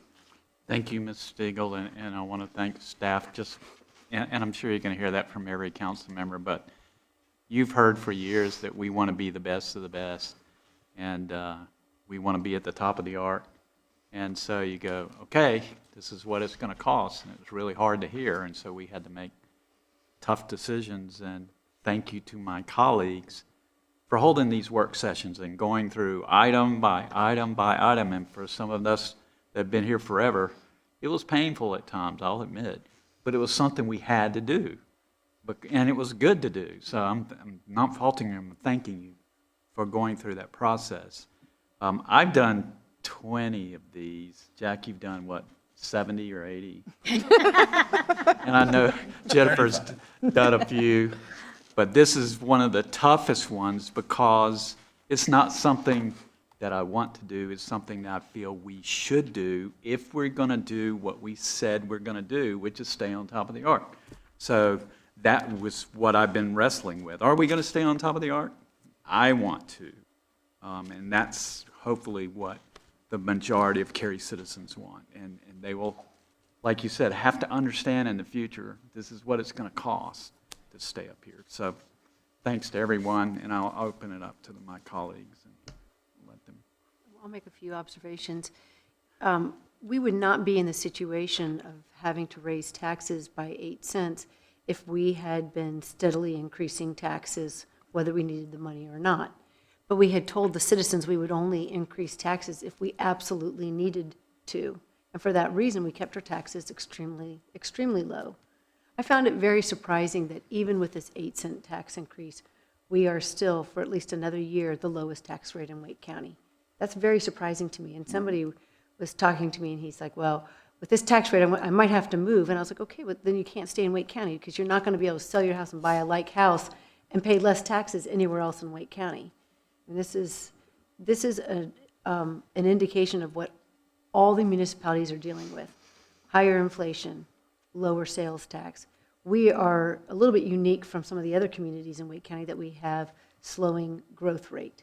But all of that is all that confluence of different items is perpetuating this increase in taxes. And this is by no means a frivolous budget, but we're trying to maintain all of the assets that we have and try to maintain a great quality of life for our citizens. Very well said. Other comments? I would like to go on the record saying the staff really, really excellent stewards of taxpayer dollars. Not just excellent stewards of the money and knowing where every penny is, but also not wasting anywhere there's a place to avoid being wasteful or any of that there's just all this front of mind and consciousness. I'm actually learning a lot about kind of, I think I'm frugal, but I think I'm cheap. And I'm starting to learn a little bit of the difference, and where going a little more quality might be worth it, But I got to say that I'd like to move to adopt this budget, not because of the experience I've had over the last, month. A lot of folks, I don't think anybody's actually watching this right now, but they'll go back and look, especially those that are unhappy with the tax rate. They're going to go back and look. And I had a printed copy of the proposed budget dropped off in a binder on my front porch by staff. And with my glasses, because honestly, if I spend one more minute on a computer when I'm done with work every day, I just will run screaming from the room. But what I want to say is this: I'm voting yes, and I feel good about this budget, which I know is a strange thing to say when we're raising the rate, but it really is balanced and reflects what I've heard in the last couple of years from people in Cary. It's got the right priorities. It's got the right mix of what is most valued by different groups, and it's brought together. And I think it's a responsible budget. And I just wanted to share that. We spent many hours talking about this budget, and Sean, I mean, my goodness, if I asked you one question, I asked you 1,000, They so, were good questions. yeah, They were you're, really you're good good at budget stuff, Good questions. yeah. I'll say though, one thing that I am learning because I just am on the way to going back to school, going to grad school, and my first class is public finance and budgeting. I'm probably Kimberly's worst nightmare right now. But one thing that I've always known but not realized is that public budgets are, the best public budgets are basically business plans for the town. I mean, many of us who've had, jobs in the private sector, we know what a business plan is. This is a business plan for the town that's action-oriented. And it was created not just with policies from this council, but with significant feedback from the citizens. So this is a partnership with our citizens. So I have to say that even though where we're headed is 8-cent increase, I'm actually quite surprised how few emails we got considering what a great, increase this is. Because I think when we talk with citizens and we tell them this is our business plan, this is about keeping Cary, which is a higher bar, and I'm sorry, but keeping Apex, or keeping Morrisville. Our bar is high. You can tell when you come from our Cary streets to somewhere else, when you've left Cary, or when you've come into Cary. And I think the high quality of life is shown in what this budget reflects. And I think we are lucky to have one of the, as you say it all the time, one of the greatest staffs in the country. And I'm really impressed how they've taken this document and our policies and taken it to heart. And so I'm just so impressed with what you've done, as well as, I have to say, to the newest council members, how well you have jumped in to a 327-page document and able to, with no background, or limited background, be able to add incredible value. I just am so glad you all are part of this table and adding some significant value to this conversation. Well, thankfully, we've got hundreds and hundreds of years of experience to learn from. As the mayor says. Other comments? No, I thank you to the staff. You always make it easier. This is tough for me. I intellectually understand that we live in a community that can absorb this tax increase. I intellectually understand that. But emotionally, I still know there's that 10, 15% out there that are going to struggle. We're going to work with the county. We continue to work with other organizations. And interestingly, looking back at some of my old notes, some of the most vociferous, I'm not sure that's the right word, but some of the most adamant folks to remind me that there should be no tax increase are the same ones for the last 30 years, the ones that are still living. And so you're always going to have that element out there that just is not going to be happy. I've got people saying, why do we have to have Parks and Rec? That type of thing. So all I can say is because of the size and because of the amount and some of the uncertainty in our world, this one is a little bit tougher for me than in the past, but what makes it easy is all of the staff, the way you have provided the information. You've clearly given me what I need so that I can make my personal decision. And I thank you again for all the hard work. One of the things I got a kick out of when we're looking at emails is, we got one from a person that's in the budget system and wrote, and I thought I was like back in the 50s, we're going to count the pencils in the stock room, and it's a given that every budget has 30% fat. Right. And, it was a micromanaged perspective of how to do budgets, which has, for leading edge companies and leading edge organizations, has gone away. The fact that we're talking about the ARC, the fact that we're talking about strategy, that we're talking about vision, that we're talking about always looking about what that future is, are we steering the right course to that future, and are we moving forward? So, there's a lot of euphemisms of falling back on the ARC, falling, forward, getting in trouble. Our due diligence is there. I thought about what you said, Jennifer, about if we just did our 3% every year. But the reality is we don't think that way. We think about what we need, and we don't play games with fat. We don't hide money. We don't do things like that. And so this is the year that, with the circumstances out there, every municipality has gone through it, every single one.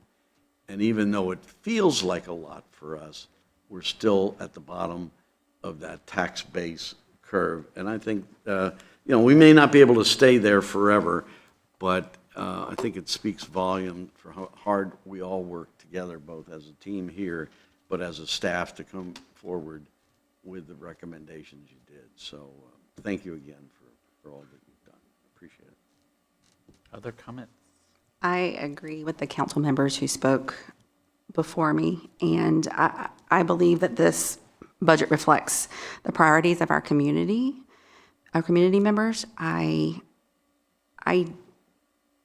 expected we would get more feedback through this process, so that was a bit surprising to me. I think someone had mentioned that before, but I am very thankful for what we did get. Anytime we have engagement from the community, I think is the best way for us to make the most informed decisions. And we've heard different perspectives and from a diverse group of people in the community, from different parts of Cary, varying income levels. And we know that this budget will affect everyone, but it will affect people in different ways. And so, we're very much mindful of that. I have the absolute most confidence that I'm able to make the informed decisions because of our staff. From day one, and even my decision to run, put a lot of effort to make myself aware of what the staff was doing and their role. And I have the absolute most confidence, even in a difficult decision like this, that I'm able to make the best decision possible because of the way I'm being supported by my colleagues and by staff. So I think that's all. Anything else? I'll just say that, I'm really thankful and grateful to the staff for taking us through the process. Me being new, it was something wild west for me. And I'm not going to say I came in as an expert, but, I think I have the comfort to say we did a good job. We did whatever was in our control. And I'm also grateful to the senior members of the council because those who were watching, I think, Michelle, I can speak for both of us here, that there was a time when we requested for an extra working group session because we genuinely wanted to understand if there is any money that we can save or how are we contributing to this effort versus that effort. And there was a lot of thought process that went into it and a lot of discussion. And the reason why we wanted a working group session so that when the senior members in the council, they ask questions, we can listen to those questions and learn and understand why are we doing things a certain way.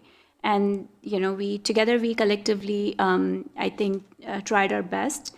But I do feel what Council Member Con Johnson said, there's a wide range of things that we're going to invest in keeping the lights on and making sure that we do a great job there.